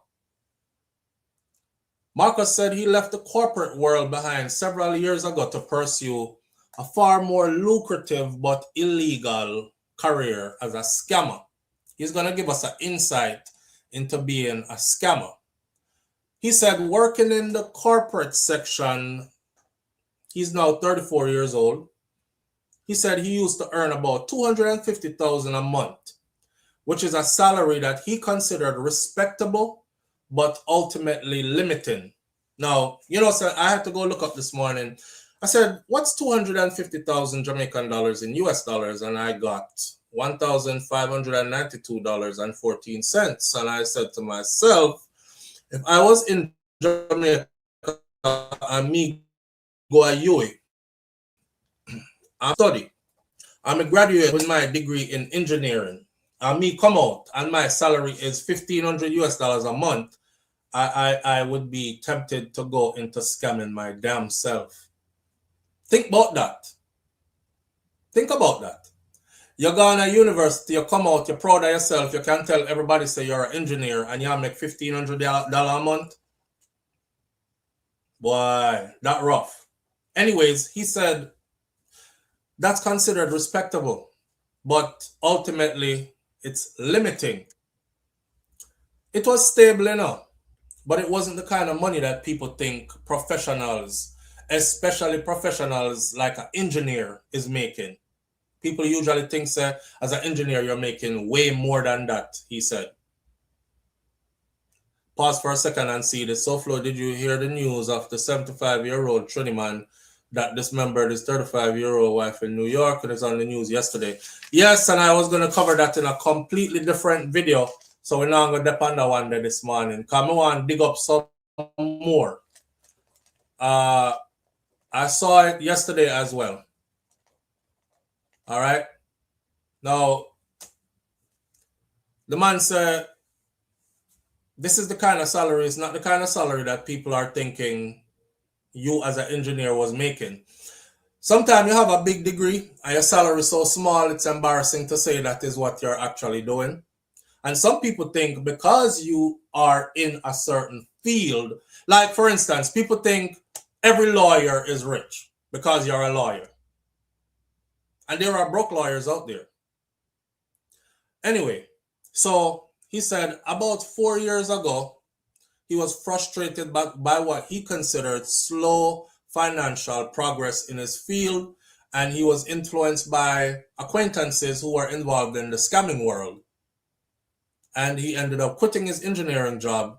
And today, he says that his earnings far exceed what he made during his professional career, even though the income varies. Some months, I might make less than you bargained for, like maybe a 2 mil. Some months, he might make less than him bargained for, like around 2 mil. May I remind you that's about 12,000 US dollars and a low pay that for him now. Remember, say as an engineer, he was making 1,500 and something. All right. Some months he make like a 2 mil. I know what I'm bargaining for. He admitted. He said on other months, we might triple that. 6 million. A lot more than that has been made in a year. Sometimes he make triple what he would make in a year, in a month, scamming. Jamaican lottery scams have targeted elderly Americans, tricking them into sending money for personal information under the false promise of lottery winnings. Hello? Yes, this is Mr. Jones with Publishers Clearinghouse. May I speak to Mr. Robert Smith, please? Oh, hi, Mr. Robert Smith. This is Mr. Jones from Publishers Clearinghouse. I have very good news for you, sir. That, right, that's all, me I practice my scammer voice more time, because one day I think I could have do it, but so I'm afraid of prison and them something there. I know so them I watch me now and go bother try to do it. I'm just practicing the voice. All right. If anybody want a voice to rent, contact me. I think I have this down pat now. So these schemes have caused significant financial losses and emotional distress, leaving many seniors vulnerable and fearful of trusting legitimate communications. However, it doesn't seem like this industry is going to dry up anytime soon, because there is an endless list of people who are willing to take a chance once their phone ring and they hear that they have won millions of American dollars, and all they have to do is send in a couple hundreds or a couple thousand to clear their money, and they go ahead and do it. Marcus is a confessed participant in this scheme. He said that is what he does. And he now lives in an upscale St. Andrew community, known for its quiet streets and its very large homes, which is a far cry from the communities typically associated with the Jamaican scamming trade. People think it's just the youths them from certain inner city communities who are doing the scamming, But a lot of people involved now are highly educated and they come from good backgrounds. And you would be surprised who are some of these criminals and who are actually involved in helping us to wash the money into certain businesses. Marcus said that he middle class Kingston household, attending traditional schools before eventually studying engineering, and his move uptown was partly about a lifestyle, but also about privacy. He said in communities like this, people mind their business. Nobody cares if I show up in a full suit of gold. Nobody is watching you like that around here. And according to Marcus, modern scamming operations often involve often revolve around teams using multiple phones, laptops, and internal internet-based communication tools to combat victims overseas. He declined to go into specific tactics that are used, but he admitted that technology plays a major role.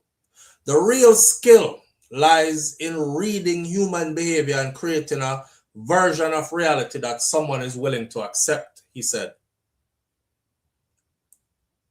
Marcus also acknowledges that the lifestyle associated with scamming, expensive cars, luxury apartments, designer clothing, that is what actually attracts many young Jamaicans. Now, despite the financial gains, Marcus said that he is very much aware that the lifestyle comes with significant risks. But honestly, I don't lose sleep over it. Everybody out here is trying to survive in their own way. The Jamaican authorities have intensified operations against lotto scamming networks in recent years, resulting in numerous arrests and prosecutions. Despite the crackdown, the authorities say that the illicit trade of lotto scamming continues to attract participants, particularly young Jamaicans who are drawn in by the promise of quick wealth and lavish lifestyles, even often associated with the activity. Those who are watching others get extradited is no deterrent to them because there is so much money to be made. I think they're telling themselves, if me chop a 50 mil between now and the time them catch me, bury my money, go a foreign, go do me 4 to 8 years, come back home, me have a whole heap of money sit down, I can flip the money then to a legitimate business. That if them catch me. So they're not stopping. They're not stopping. They're going. Marcus is not in prison. Marcus is given his you know that journalists have a right to not say who their source is in Jamaica. And I learned this when there was a wanted man one time. It was a police officer who ended up being a wanted man. It was a shootout that they went on. They went on an operation. And the police officer it's a long time story. I think the police officer executed the man and went rogue. And during that, he started shooting out with his own police officers and escaped and disappeared. And that's the narrative that was being spun. And he was at some location. And news media reporters were able to get to him. One particular news media reporter was able to get to him and did a full interview. An interview that was recorded, so his voice was speaking in the interview. So maybe I'm foreign now, I try to cover the story. I said to myself, say, wait, the man that killed somebody is a murderer. And shoot out with police, and then you are rogue police and escape in a police vehicle and then ditch the police vehicle and go hide. And people from the media could access him and give a full interview. So the media person needs to tell the police where he is. That media, that's when I learned that no, journalists can guard their source. It's not their duty to try anybody and say you're guilty and send police come which part today. It's their job to get this story. They could probably tell him, say, yeah, we do an interview with him up Charles Lane in the Yellow House on the right. But him gone long time from there, so I don't know if him turn left or right. And that's it, right? So if he's given this piece of advice or this piece of whatever he's telling us about how it works and why he left engineering and went into scamming and how lucrative it is and all these other things, he's probably not doing it from a lockup and they don't have to tell us who he is, right? The Jamaican authorities, like I said, have intensified their operations against lotto scamming. Lotto scamming, though, has become even more sophisticated than before. And the young crowd, who is very much, a lot of them are techies because they're born into that time and generation. They are finding ways to get around everything that every roadblock and obstacle that they put up. I've always told people this. I can't speak for any other nation, but I know one thing about Jamaicans. If it lost and you want to find it, get a couple Jamaicans to help you look for it. I bet you say you find it. If they round you and it go missing, and one of them thief it, but them will also have it pan them and help you look for where them thief from your toe. If them lock it and them say nobody can go in there, get you a couple of Jamaicans and I bet you say we find a way to go in there. That's just how those people are. Sometimes it's to our detriment, but that is who we are. That's how we're known to be. So it's interesting watching the scamming landscape from a distance. Me not involved in it.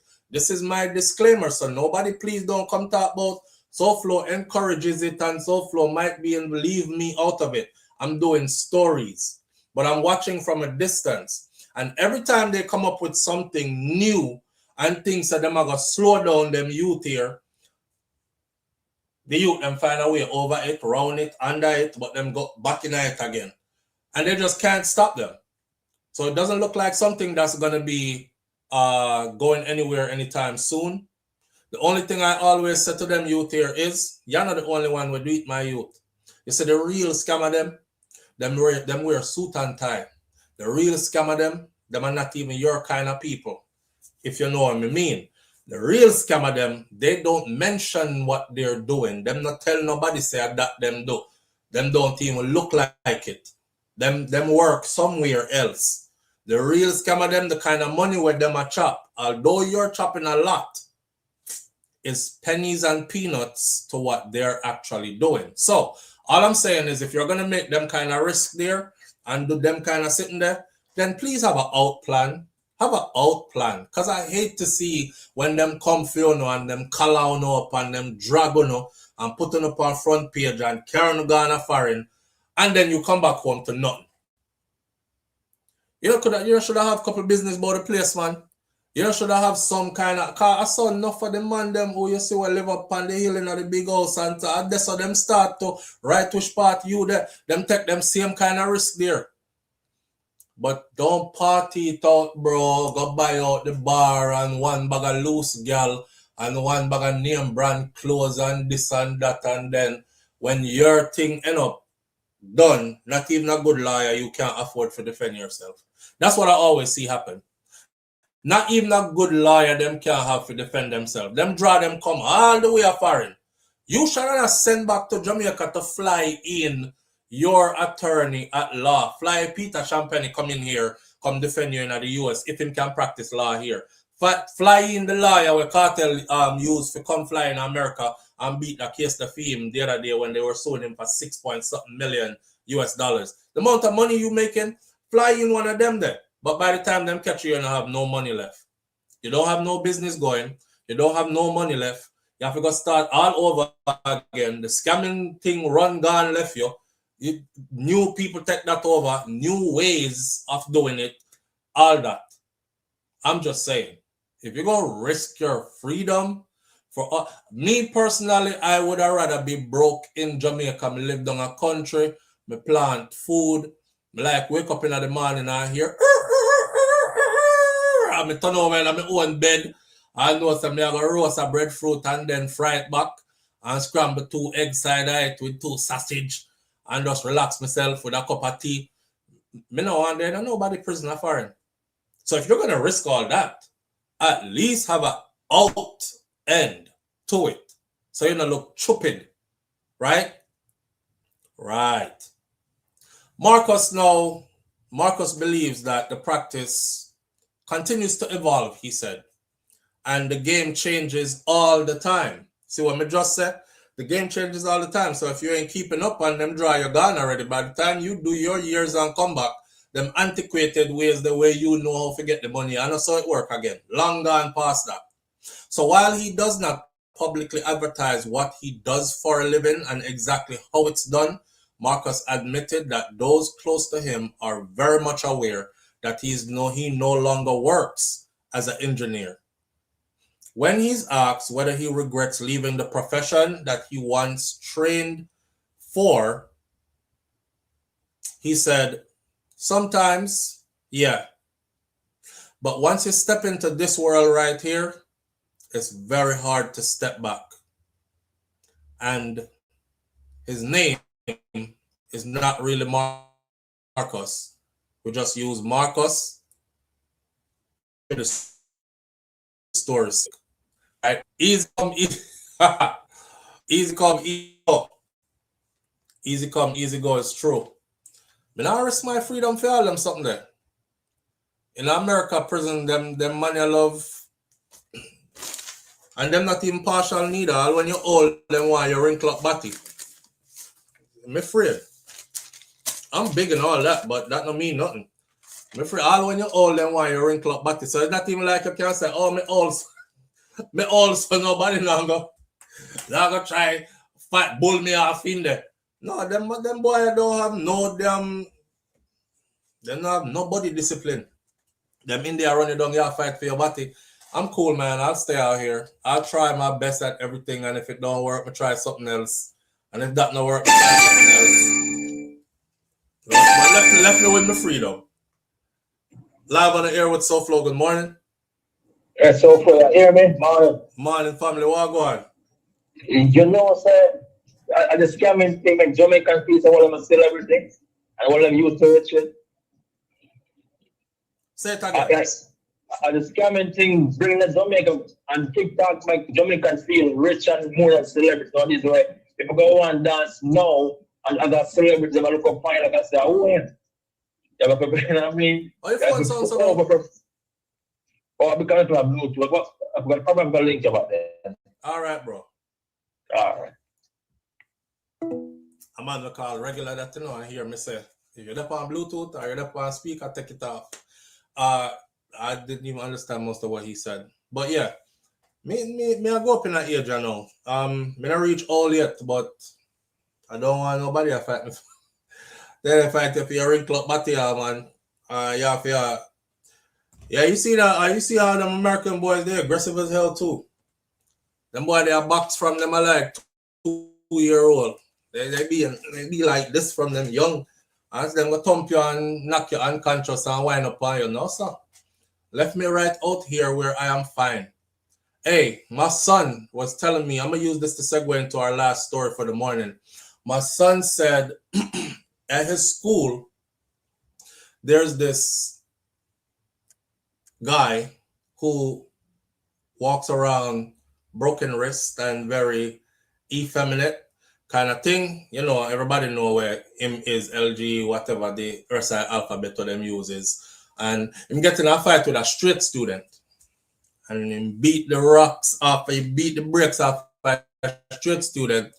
But not only did he do that, when he knock out the youth, you see, he pull on the man pants and push him finger in them buttonholes. He pull on the man pants in front of everybody and push him finger in them buttonholes. So in the hallway. I'm gonna have to kill you. For sure. I'm gonna have to kill you. I'm making the news. Yep, terroristic threats and everything. I'm gonna have to kill you. How do you live that down? First of all, you can't come back to the same school. You know what I mean? What do you think them do at prison? I see them thing them doing there. Same thing them doing there. You can't box like them and then boom, boom, boom and knock you out. Them draw down your pants and push things down your body hole. Me no want got them in prison. Me good. So if anything else is a deterrent or is not a deterrent, that is for me. Just stay right out there, so and go and batter upon the minibus of life until me make it to which part me I go here. Go and row me like a boat down the stream until me make it to which part me I go. Me not run them risk there. Because it's not even just the lockup part, is what happens in their lockup. Because for them lockup is not just no regular lockup. Them promote all kind of friggery and foolishness behind those prison walls. Nobody will go back there and come out saying. Them have a touch of madness, some extremely and some lightly, but everybody is affected. By the way, has anybody heard, speaking of lockup, just in passing, has anybody heard of chronic law? No? Chronic law been locked up in ICE custody at Alligator Alcatraz for quite some time. And I watched a video on Alligator Alcatraz where the advocates were allowed to go in there to see what the conditions were. And if I them the condition they eat in, which it is, why? He been living rough for quite a while. That's like being convicted before you're even convicted. That's like being sentenced before you're even convicted. Maybe not beg to go home now. Long time. Just send me home, please. Just send me a my yard, please. You know? What you say? Yeah, he can't go back to that school. He can't, my sons were laughing their ass, but that's not funny. He can't go back to that school. If you did that to me, you already know what the rest of that's going to be. You already know what the rest of that. How do you live that down? How you live that down? You know what's crazy is when we talk about these things, right? We try to make light of them, but these are things that actually happen in our real life.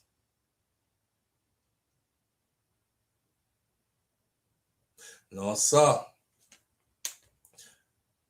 The only thing my son that said though, he said they should have left that they should have left him alone because him not really bother nobody. But it was the dude who is known to be a bully type that was messing with him. Leave people alone, bro. That's what I've been telling them all the time. That's what I've been telling them all the time. Say, what another person do with themselves, and none of my business. Me now run you down on top, boy. But the boy, and you gay and you weak ass nigga.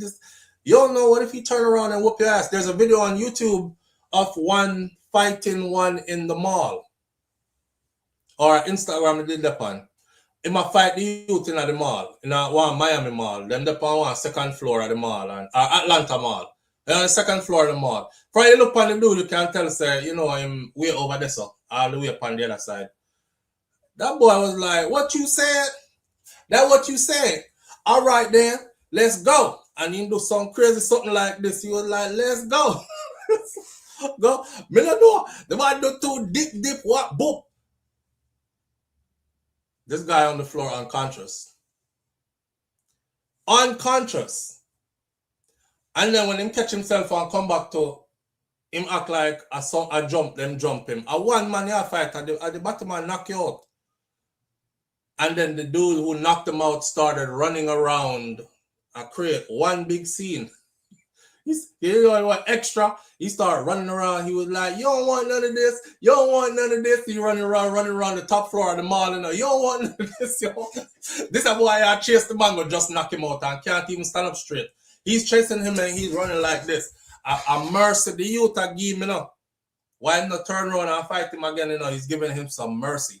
The man knock him clean out, him unconscious, like him stiff out.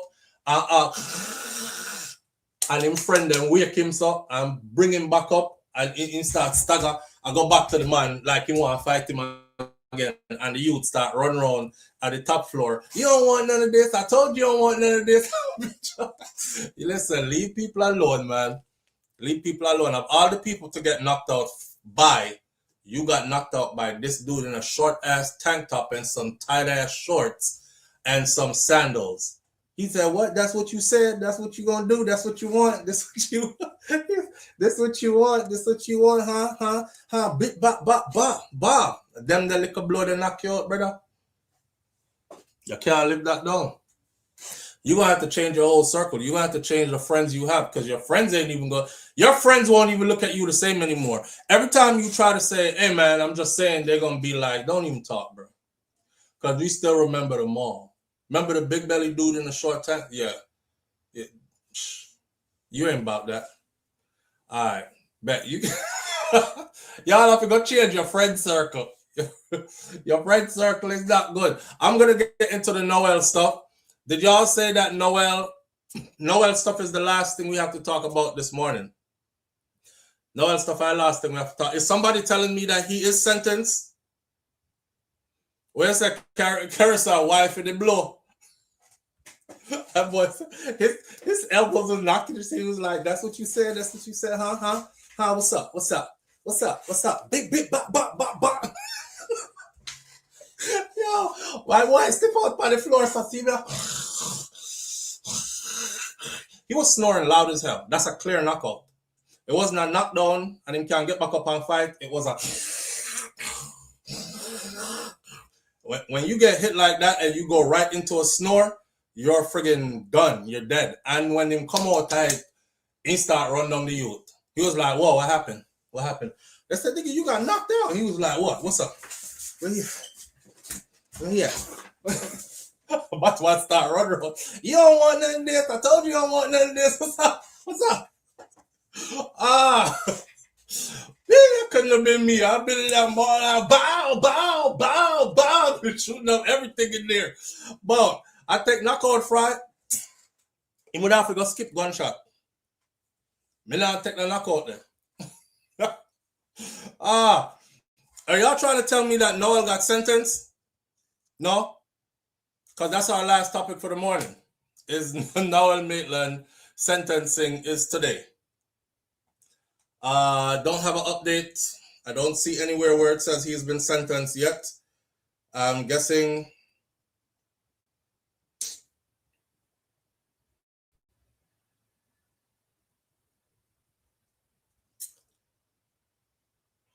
Hold on. Let me answer my mom real quick. All right. Me not say nothing I go on for Noel. I'm too cute for them to battery me. I'm too cute for them to battery. Hey, Karen, you don't want to be that. You don't want to be that. I saw a girl telling about how they do it in there. I forget how she said they use. And they make hood. Cocky. They make in woman prison, I don't know, different. Them and at that they use rape, you know, and holding it down and give you some of them there. What bam. I don't remember how them said they make it. I think we could go look up how they said they made it. But yeah, I don't want to be in these people prison. These people prison crazy as hell. At least in Jamaica, me see a video, me see mad system with a chop chicken pan floor and all kind of sitting like that in there. But I prefer live like that. Although it does happen in Jamaican prisons as well. There was a story recently of a guy who the police arrested and him said them strip him down and put him in a cell. And this wasn't prison, this was jail. Strip him down and put him in a cell, I believe it was Mandeville. Strip him down, put him in a cell, and then about a couple hours later, so them sending 2 men in the cell. And him and the 2 men them in there, a wrestle and a fight. And end of the story is he ended up with a STD. So he's now suing. Y'all could go look that up. It was recently published in the Gleaner. He's now suing the Jamaican government because of what happened to him when he was locked up in there.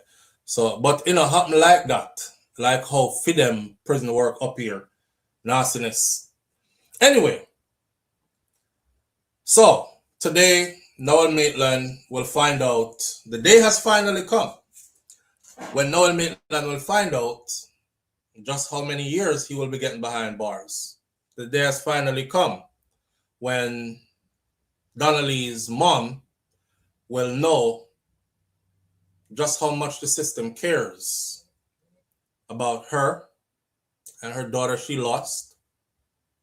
Donnelly Donaldson's mother and uncle, they are harboring mixed feelings as they await this morning's sentencing of Noel Maitland, the man who was found guilty in January of murder and preventing the lawful burial of a corpse in relation to the July 12, 2022 disappearance of the 24-year-old social media influencer and businesswoman, Sophie and Neil Lugg, her and her brother.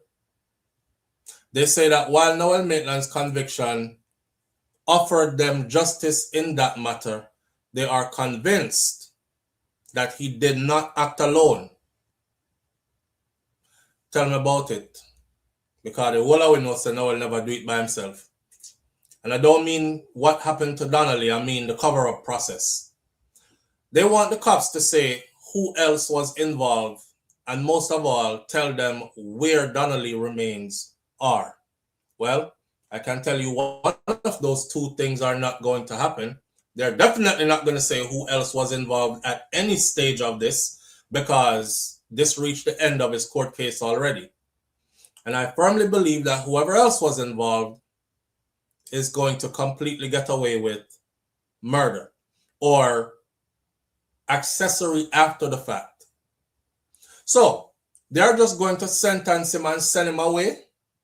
They can't do anything for him to tell me what happened to my child. Telling us what he did won't bring her back, but that is a closure for us, the mother said. See, as she's getting closer to this sentencing, it is weighing on her heavily now that this is the end of it. The show stops here. Them just going to sentence him and send him away just like that. Isn't there anything that they can do to him to make him tell me which part, who help him and where my daughter is? There's nothing he can do, mama. Or there's nothing they can do. Unless you want them to take it back to medieval days and torture him around at the back of a prison or something like that. Get one of them drill there, where you use drill wall and drill out him kneecap them one by one or something like that. I don't know, but there's nothing they can do to force him beyond this point. If he decides that this is something he's going to take to his grave, then the other end of that is you're going to grieve not knowing ever what happened and where she is. She said, my greatest desire right now is for him to tell us what happened. She just want to know what happened. What did I fight about? And how she end up dead. You lick her with something, you thump her down, she drop and lick her head, like what? Maybe Noel will decide to talk about exactly what happened. Maybe. Her brother Neil agreed. Him said, then you mean to tell me, say, Noel, I go just go to prison just so? Yeah, he is. Just so. And I told y'all already, the reason why he's not going to talk is twofold. One, the way they had to dispose of Donna was gruesome. And he does not want to be seen as that kind of person. Anyhow, I'm saying to you right now, I'm not tell you which part you're there now. But me chop up the body. And my brethren will work at the funeral home. Yeah, him incinerate her. But we dash for the ashes, we left it in there. So that's going to make him seem like even more of a monster. It's better for him to say, I'm maintaining my innocence. I don't know. We had a fight. She walked out. She left. When you don't want to believe me, I'm going to fight this pan appeal. The second part is, if he admits guilt right now, him have no appeal coming up. So whatever they give him to serve, he's going to serve all of it without a chance of appeal. You understand? Live on the air with SouFLo. Good morning.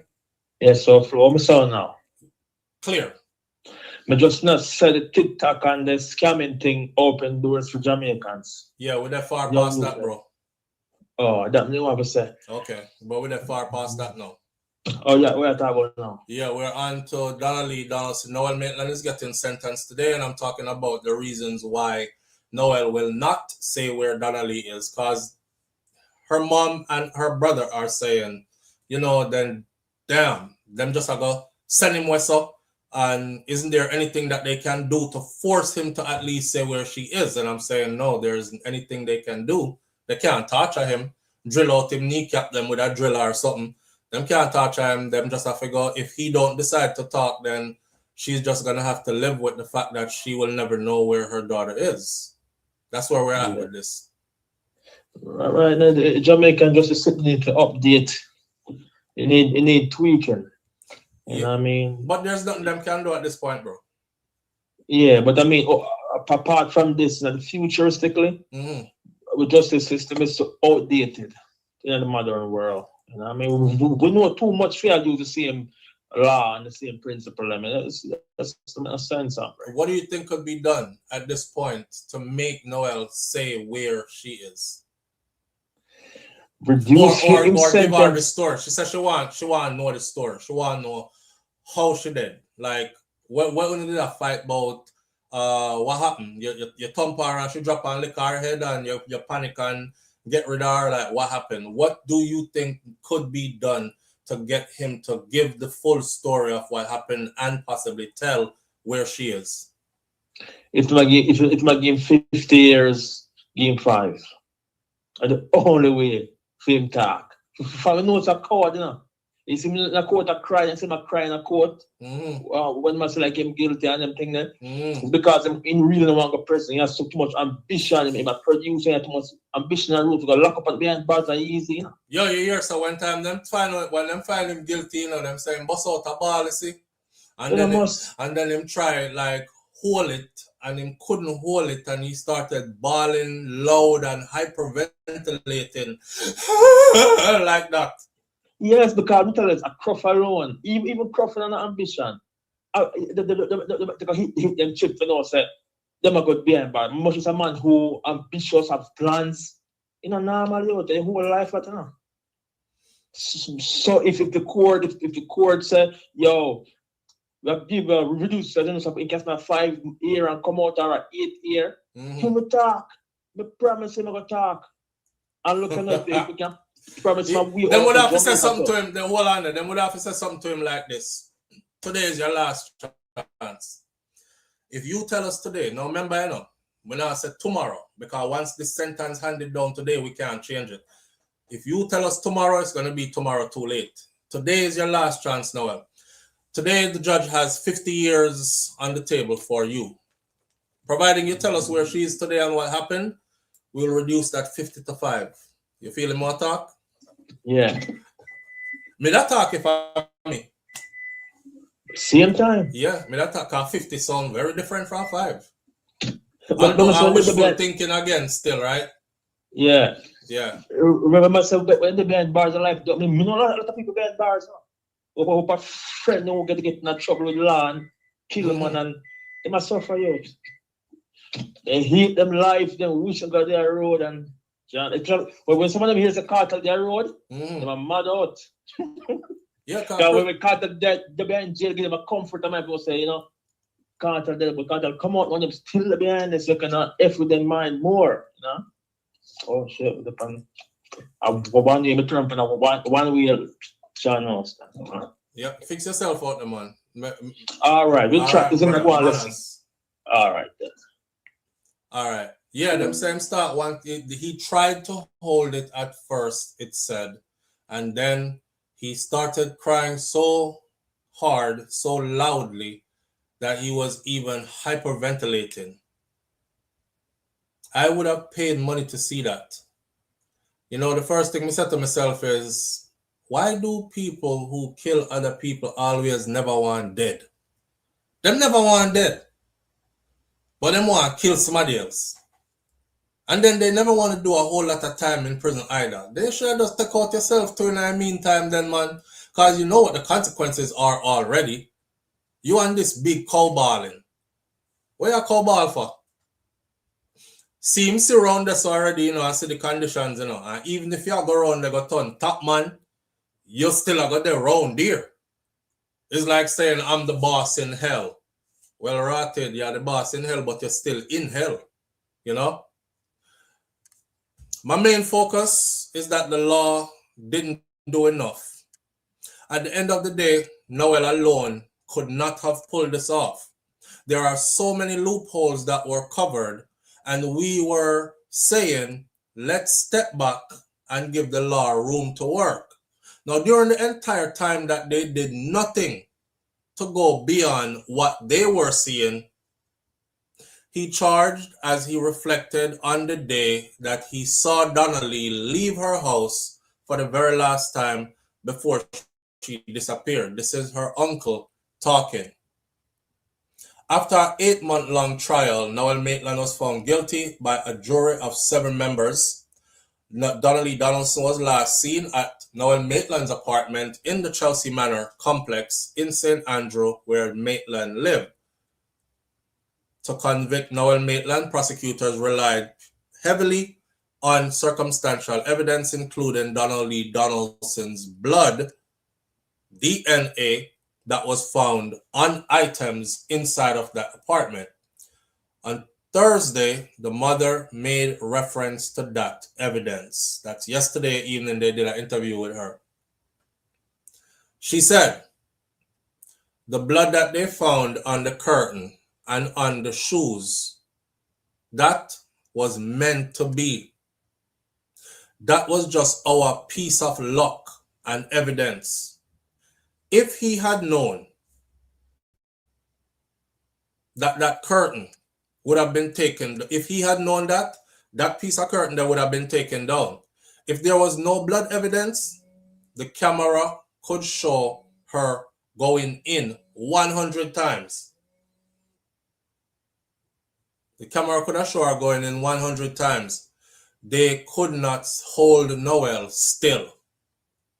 You know, that's what his mom is saying. She know more than what we know behind the scene. But she has said the cameras them could have showed Donna Lee going into the apartment 100 times.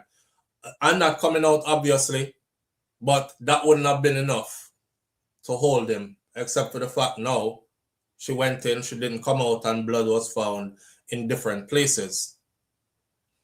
The blood that was found there, when they came here and they took my DNA samples and they flew it to the Bahamas and did the father's own, they realized that the blood in the apartment belonged to Donna Lee. If she can't be found, you have to give an account, sir. What happened to my child? She said that even if the High Court Judge Leighton Pusey hand down 100 years on Noel Maitland today in the High Circuit Court, in the Home Circuit Court, she will still yearn for some closure, as she doesn't know what exactly happened to her daughter. Justice without closure is nothing, she said. All right then. Even if it's not you, why don't you talk and say who it is? It happened in your apartment. Me being angry for the rest of my life will only make the enemy win, because they are going to take my peace away from me. I just want to know what happened, Noel. What have you done with her remains? She didn't just disappear into the clear blue air. Somebody knows something. So what is so hard? Jolyon Silvera confessed to manslaughter, but at least we have an idea as to what went down, she said, referring to the former People's National Party Member of Parliament who was last week sentenced to 20 years and 10 months for killing his wife, Melissa, in November of 2023. Log said that it was her opinion that her daughter's case was much bigger than just Noel Maitland. According to her, Noel Maitland could not have done the entire thing all by himself and must have had help. At one point in this, while we were going through this, I remember there was reports came out that about 5 police officers were suspected to have been involved. And then I noticed that that disappeared. In her view, a bit more could have been done to ascertain who some of these people were and put them before the courts as well. The truckman who gave evidence in the trial said that there was a next man who was in the vehicle with Noel when he went up to Phil's hardware. The man who was sitting in the front. That same man was in the apartment helping Noel hand down the settee to the truck that was downstairs. Who is that next man? I don't know who did it or how it go, but all I know is that Noel and me, she said, all I know is that a Noel me a blame. A him come for me picnic. A him pick her up, and after that she disappeared. I said it before, right? I say it again. Remember what the truck driver said? The truck driver said him see them with the settee a struggle because he's not on first floor. He lives on the second floor, I believe. And he said he was in the truck and him back up the truck and thing, and him reach out through the truck window and ask them, say, oh, I'm come help you know? And he said with a quickness, they said, no. It's all right. You stay up there, sir. So they weren't passing the settee down to the truck driver, mommy. According to the reports, they were passing the settee down to each other. Them said them have it. Them alone did want to handle it. And for some reason, all they needed from the truck driver was for him to drive. Drive go which part. Them tell him to drive, go with it. But the part that got me was when he got his truck back, his truck was washed clean. Now, if you take the truck to investigate a homicide, why you not wash the man's truck? Why did y'all wash the truck?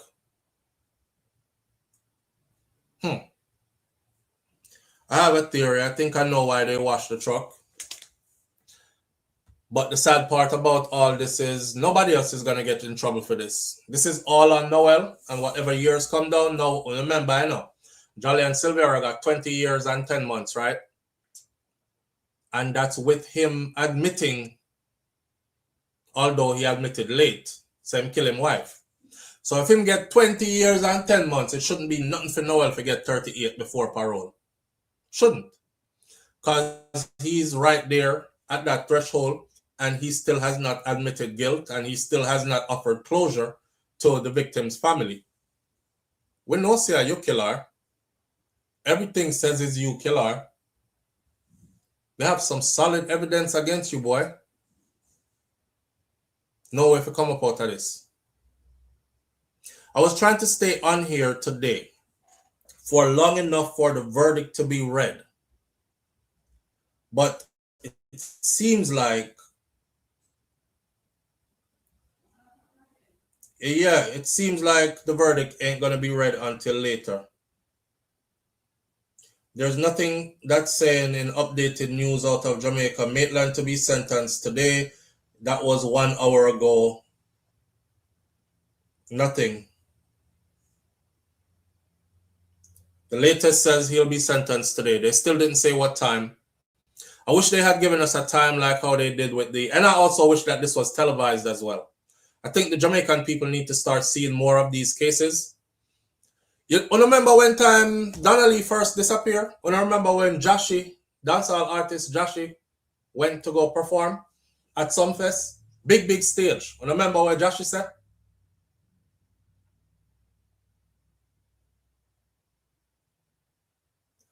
All right.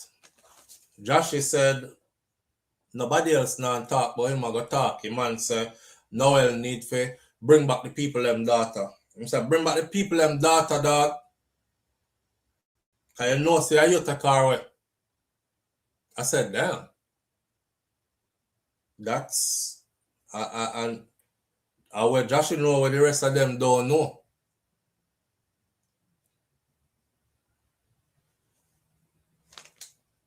They're making him suffer some more. I have a feeling he already knows. Remember we talked about this yesterday, you know? You see all these attorneys, especially if you have high power attorneys, they already know what the judge is going to do.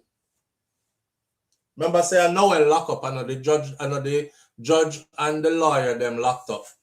Judge and lawyer went to lunch at some point or conversed through a phone call or text message or something. Want Johnny? Them call each other by first name. Want Johnny? Boy, me there, you know. I think about your case that tomorrow we may have to go preside over and deliver the sentencing. What go on with you? Boy, nothing, you know, me there. Me try make sure say, you know, sink my client still. Well, him found guilty already. Me can't do nothing about that. How much y'all look for game? Just give me a heads up, man. Well, I think about it, you know, brother.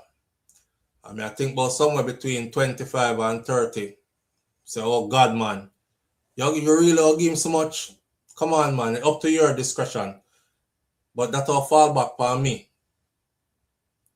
Ruin my practice or all kind of something like that. Because man, I'll look and say, no, sucker, that the attorney, the last man, him help. At 35 years, him get me want one different attorney. Him say, all right, I'll do something for you. How much you think me for give him? He said, me no know. Me no want me no want you give him nothing too light where the crowd are go ball about it. You give him something decent still where them still can't say nothing. You see Silvera get 20. Give him about 25. And say, all right. About 25 mil give him. Lawyer, go back and tell him clients, prepare yourself for tomorrow. Judge, I got hand on your sentence, it will be about 25 years. He don't know already before. He knows already. Them talk to each other. Remember, Valerie Nita Robertson, rest in peace. King's Counsel. Valerie Nita Robertson, before she passed, she was working on Ninja Man's appeal. She dropped out. Ninja Man appeal stalled to rotted and his son catch a massive stroke behind bars. Some people say that's karma. I don't know. What I do know is Valerie Nita Robertson said, Jamaica is very small. These are her words. She said, Jamaica is very small and everybody here knows everybody. Speaking of the legal profession, she said, it's favors for favors. And it's groups and crews run this. That means that one of them like a group with who, which lawyer know which judge and cool with which judge and who for son and daughter go to the same school and play upon the same soccer team for Holy Mount Salem, this and that, and you know, the prestigious school them where the school fee long and high like so where regular people them don't send them picnic up. Yeah, then kind of sitting there, them know each other over there, and then this group, you know, I went to school with him, and me and John graduated at the same time from law school. We passed the bar at the same time, and we became professional attorneys at the same time. That is my colleague from law school days until now. I look out for him, he looks out for me. You know, he ascended and became a judge. So I call in favors when I can, and he does the same on my level when blah, blah, blah. So that's what Valerie Nita Robertson basically told us before she passed away. So it's not a far shot for me to say they know each other. And these people know them sentencing already. Silvera never budge when film sentencing come down, because I know already. Him already know. They had to style it properly for our consumption, but he already knew what it was going to be. Him know say 13 years him get in a prison and not 40 years and 10 months. Because them run him 20 and him 20 and 10 concurrent, make it 20, and then the judge come back at the end and say 13 must be done before eligible for parole. At 13 years him get, not 20. He'll be out in 13 or before that. He was supposed to do 13 before he's eligible for parole, but he became such a model prisoner. He joined the Christian club behind bars. He got about 1,000 prisoners to give their life to Jesus Christ, and he was just an upstanding individual, and we believe that he has been rehabilitated, and we let him out to society after 7 years in. Watch and see. Either that or he has become gravely ill and he deserves a compassionate release. One of the two. One of the two. But he's resting easy because I know say 13 him get. While the rest of we out here I said 20? That not enough. If then the uncle telling us say 13, you know what I really bad. Yeah, so Noel, today I'm predicting this. Watch my prediction. Silvera got 20 and 10 months. Must serve 13 before eligible. That set the precedence, even though it's two different cases, given the fact that factors like, given the fact that you did not confess, even though you were found guilty, you took it to trial, you used up all the state's resources, you show up with your 5 lawyer them, you swear you were going to win, and you didn't. You still didn't say which part of our body there. You give the family no closure. Cold, callous, still has not admitted guilt. Shows very little emotions when it comes to what has happened to Donnelly, you seem more consumed with sorrow for the fact that you got caught. All these will add up. You were a member of the force, an officer who took an oath to serve and protect. You are held at a higher standard, and yet you committed this type of crime. All these things they're going to look at, they're going to say, and your level of arrogance thinking you could take this to court and beat it. And for the fact that their family might be right. This looks like a job that had many different people involved. But it is up to the prosecution to try those people, because the judge can't just try people who the prosecution did not suggest needed to be prosecuted. Do you see how that works? So you also had help covering up stuff, and you won't even say who those are. At this point, we're going to start at 38. Remember, I know them just changed the law the other day for capital murder or for murder. I think it's 55 before eligible for parole. They changed it. So if them start at 55 and work them way down, then the judge are going to sit down there and talk about how, well, Noel is still young. He is still rehabilitatable. X, Y, and Z. And go all the way down, take off 10 deso, take off 5 more deso, take off 5 more deso. I'm predicting 25. Because they have to give him more than Silvera, but they don't want to go too much more. I'm predicting 25 is what Noel is going to get. 25, and he must serve 15 before he's eligible for parole. Or the maga said 30 and he must serve 15 before he's eligible for parole. That's my prediction today. Them not give it now. So later on, when the verdict is read, come back and watch this and see if I was correct. Right? I hope justice is served today. I hope Judge Leighton Pusey looks at this and actually hands out a time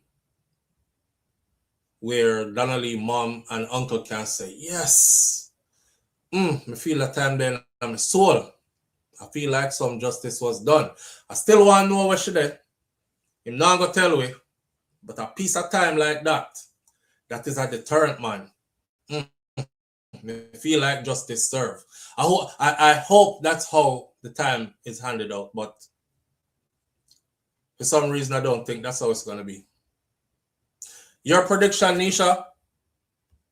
Nisha said her prediction is 30 to 35 years.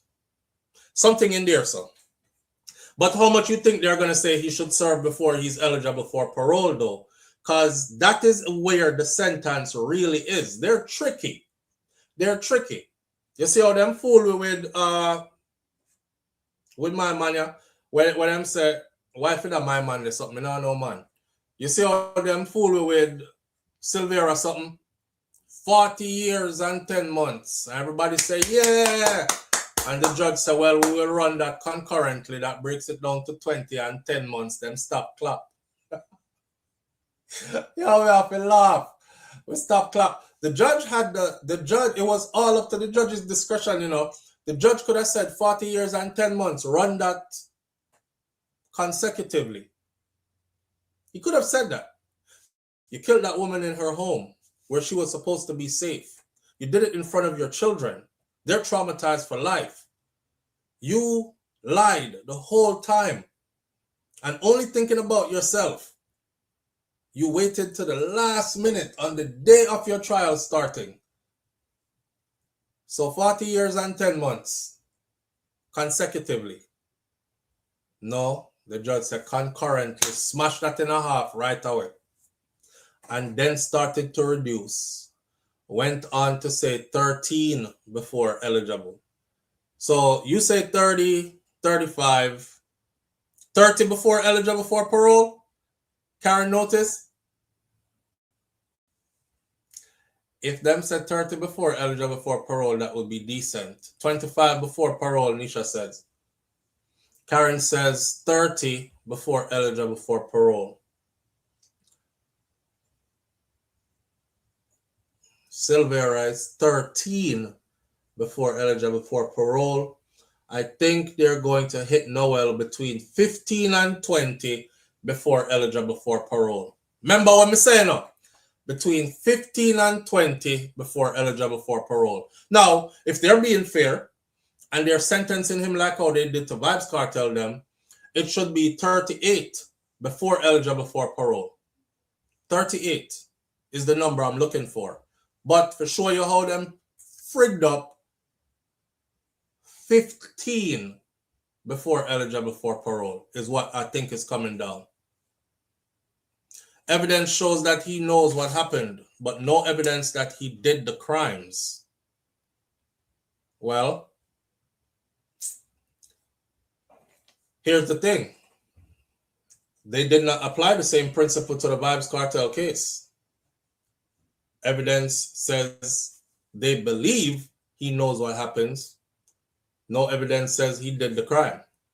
And then later on, their evidence that would have led them to believe that he did the crime was debunked by a specialist,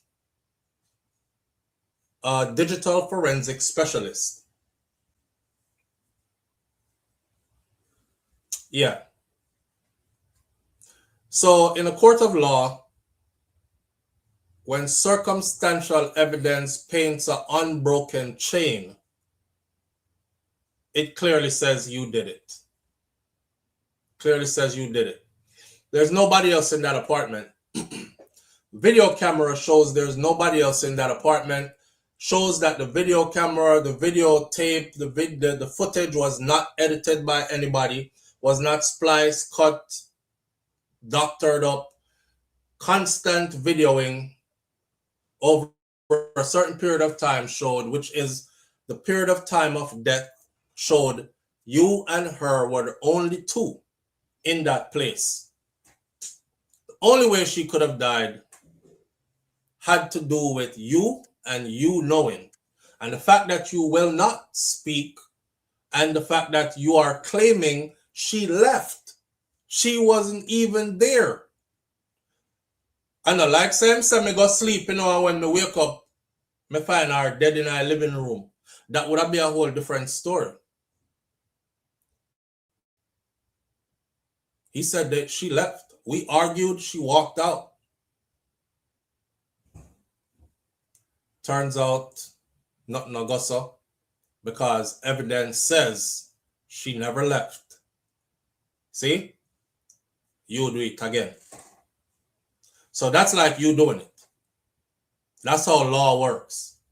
They don't have to catch you doing it and says, yep, we know exactly how he did it. Him stab her like this, and then him knock her out, and then him this. They just have to put those the evidence, circumstantial evidence together to create an unbroken chain, and the story lays out exactly as is. YouTube flog you.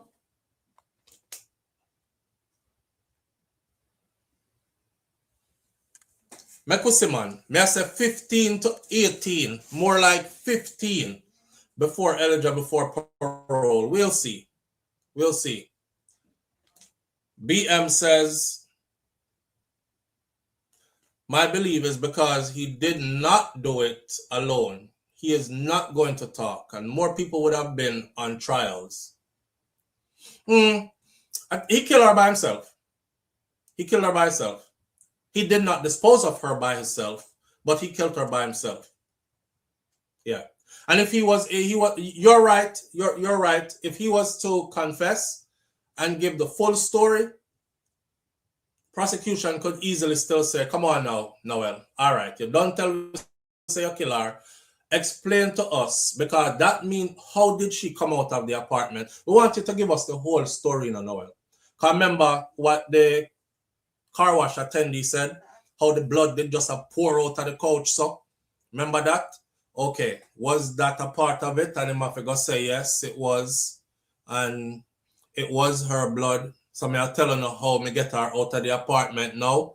That's why she wasn't on camera, but you didn't find her in the apartment either. Because you'd have to explain all that for it to be a true confession. Or else they would look at you and say, him say I'm guilty, but him not give you no explanation that makes sense. See, once you confess to guilt, you have to give an explanation that makes sense. The politician man, he confessed, right?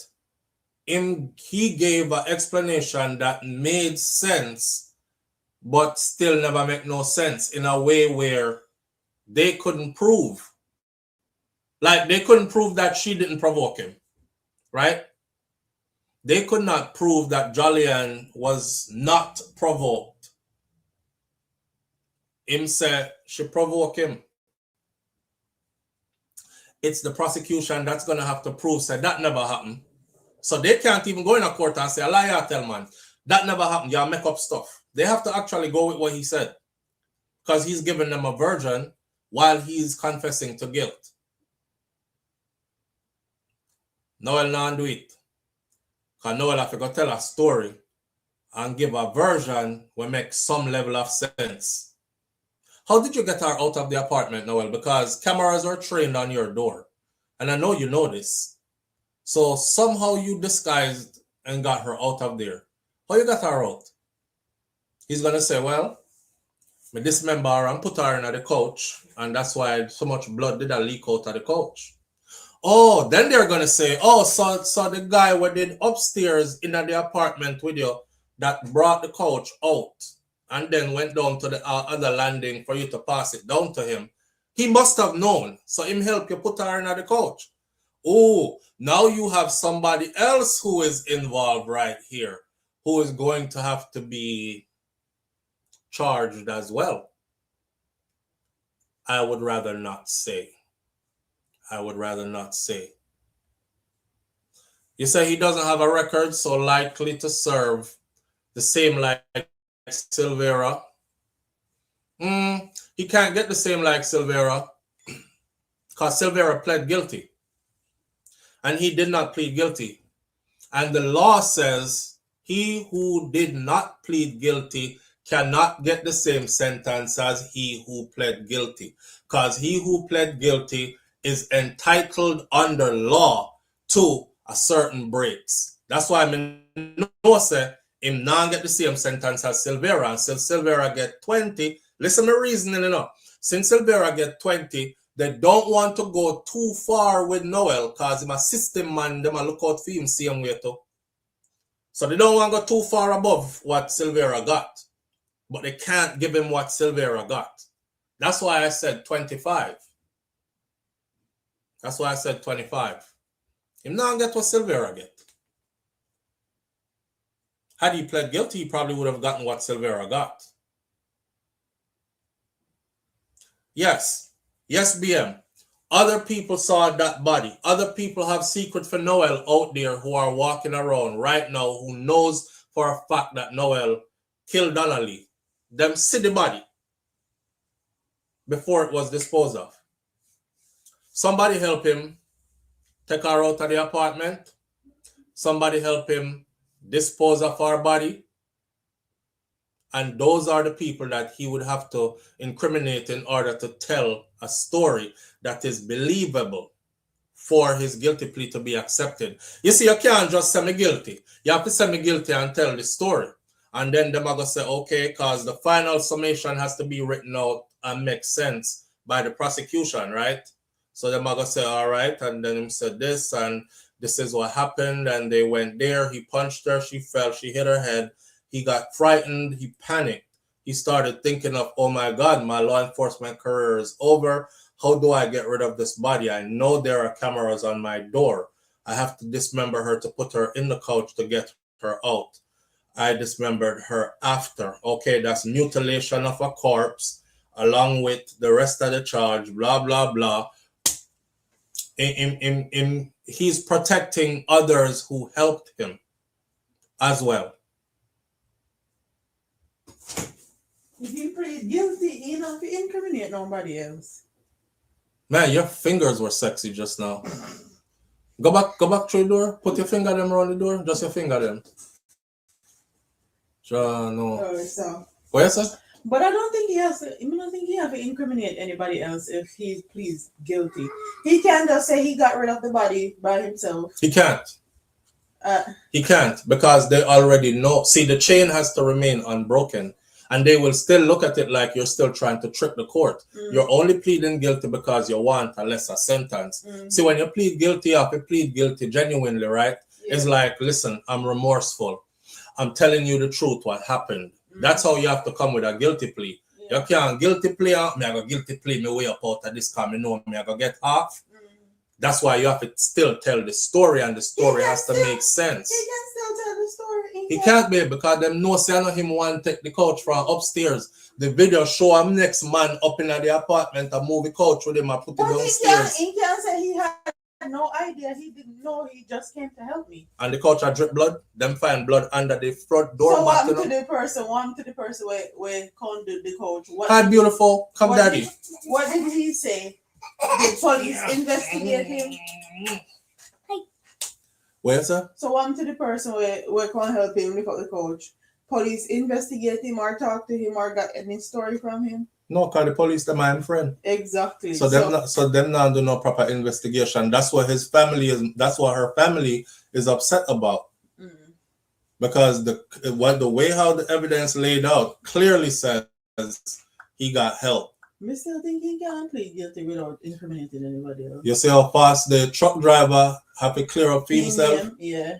Once the truck driver find out something was wrong, the truck driver recorded their conversation. They asked him in court, what led you to record the conversation between you and Mr. Maitland? And he said, well, after I see what hit the front page news, I didn't want anybody to incriminate me in anything. I was hired to drive a settee, go to a location, and that's all I did. Next thing me know, them come take on my truck. Yeah. Yeah. So the man will drive there? And he said when you get in truck back, then wash you out. Why would they wash the truck out? That means up at police station where truck did there, they wash out. Why would they wash it? So who up at police station and wash out the truck? Yeah, you're right. Somebody definitely incriminated. It wouldn't be everybody, but someone would definitely have to be incriminated. That's somebody covering evidence for him. Yes. Yeah. And he'll probably be an ex-police officer. All right. Yeah. Yeah. So and I'm a whole lot. You have to open a whole next can of worms with that right there. You see now? Why? All right, so look, mommy, look. Look. Phyllis says, hi, princess. Oh, that's a where is the baby? Karen, where is the baby? I want to see the baby. The baby is sleeping. Mommy said the baby is sleeping still. The baby asleep, Karen. Y'all see how she grow big? Y'all remember when I used to put Melania on my lap? Or actually, you remember when she used to stand up right there for show her outfit? Stand up, mommy. Look here. You see how picnic grow big? Yeah, so he's super tall. All right, come down, mommy. You out the camera, girly. I'm tall. Daddy baby tall and beautiful. Yeah. That quick, right? That quick. Melania is tall and gorgeous with pretty eyes. Do you think you have white on your eye? Like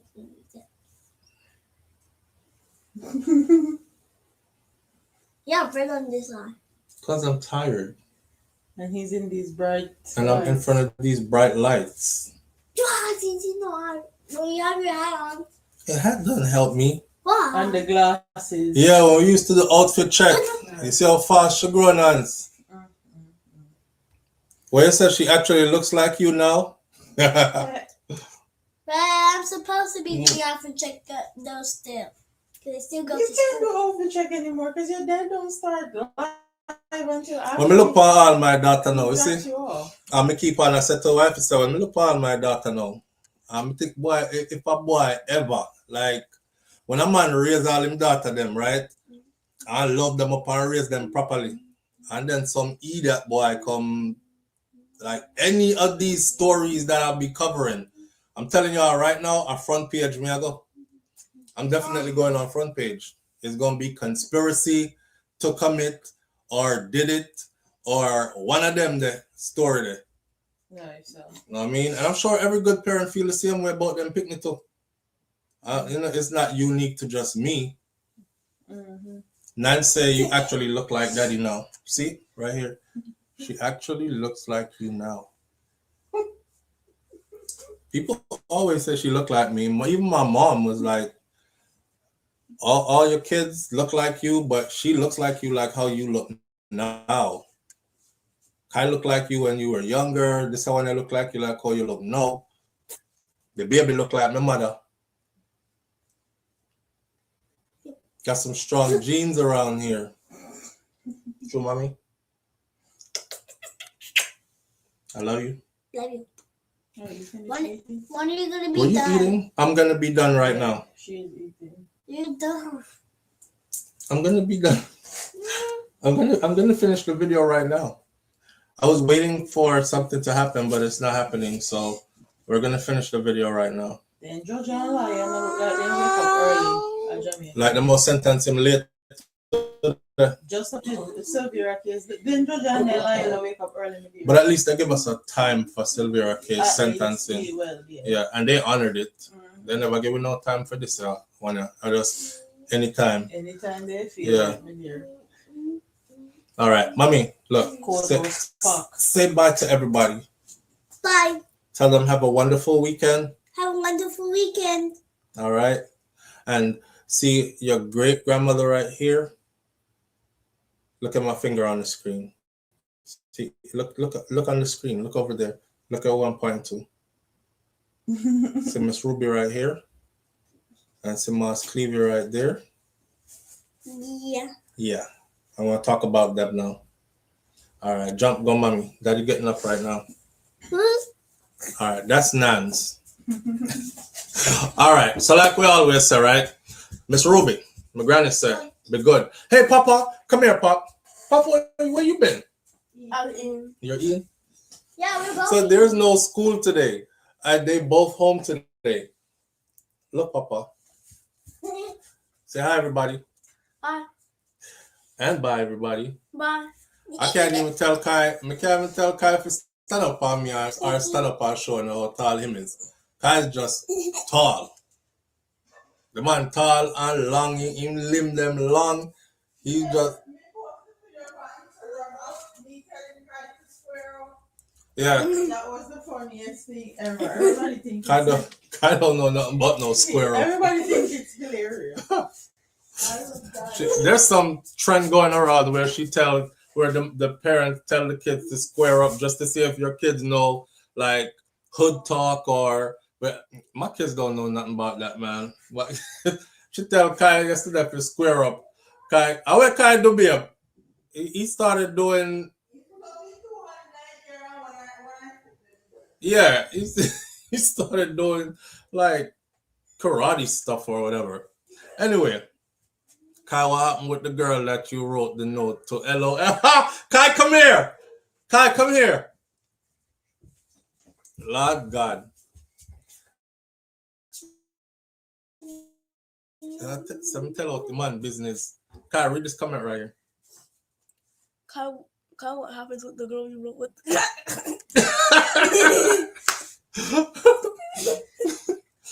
What happened with her? Kind of, That was a long time ago. That was a long time ago. You moved on? You don't want to talk about it? No? Yeah.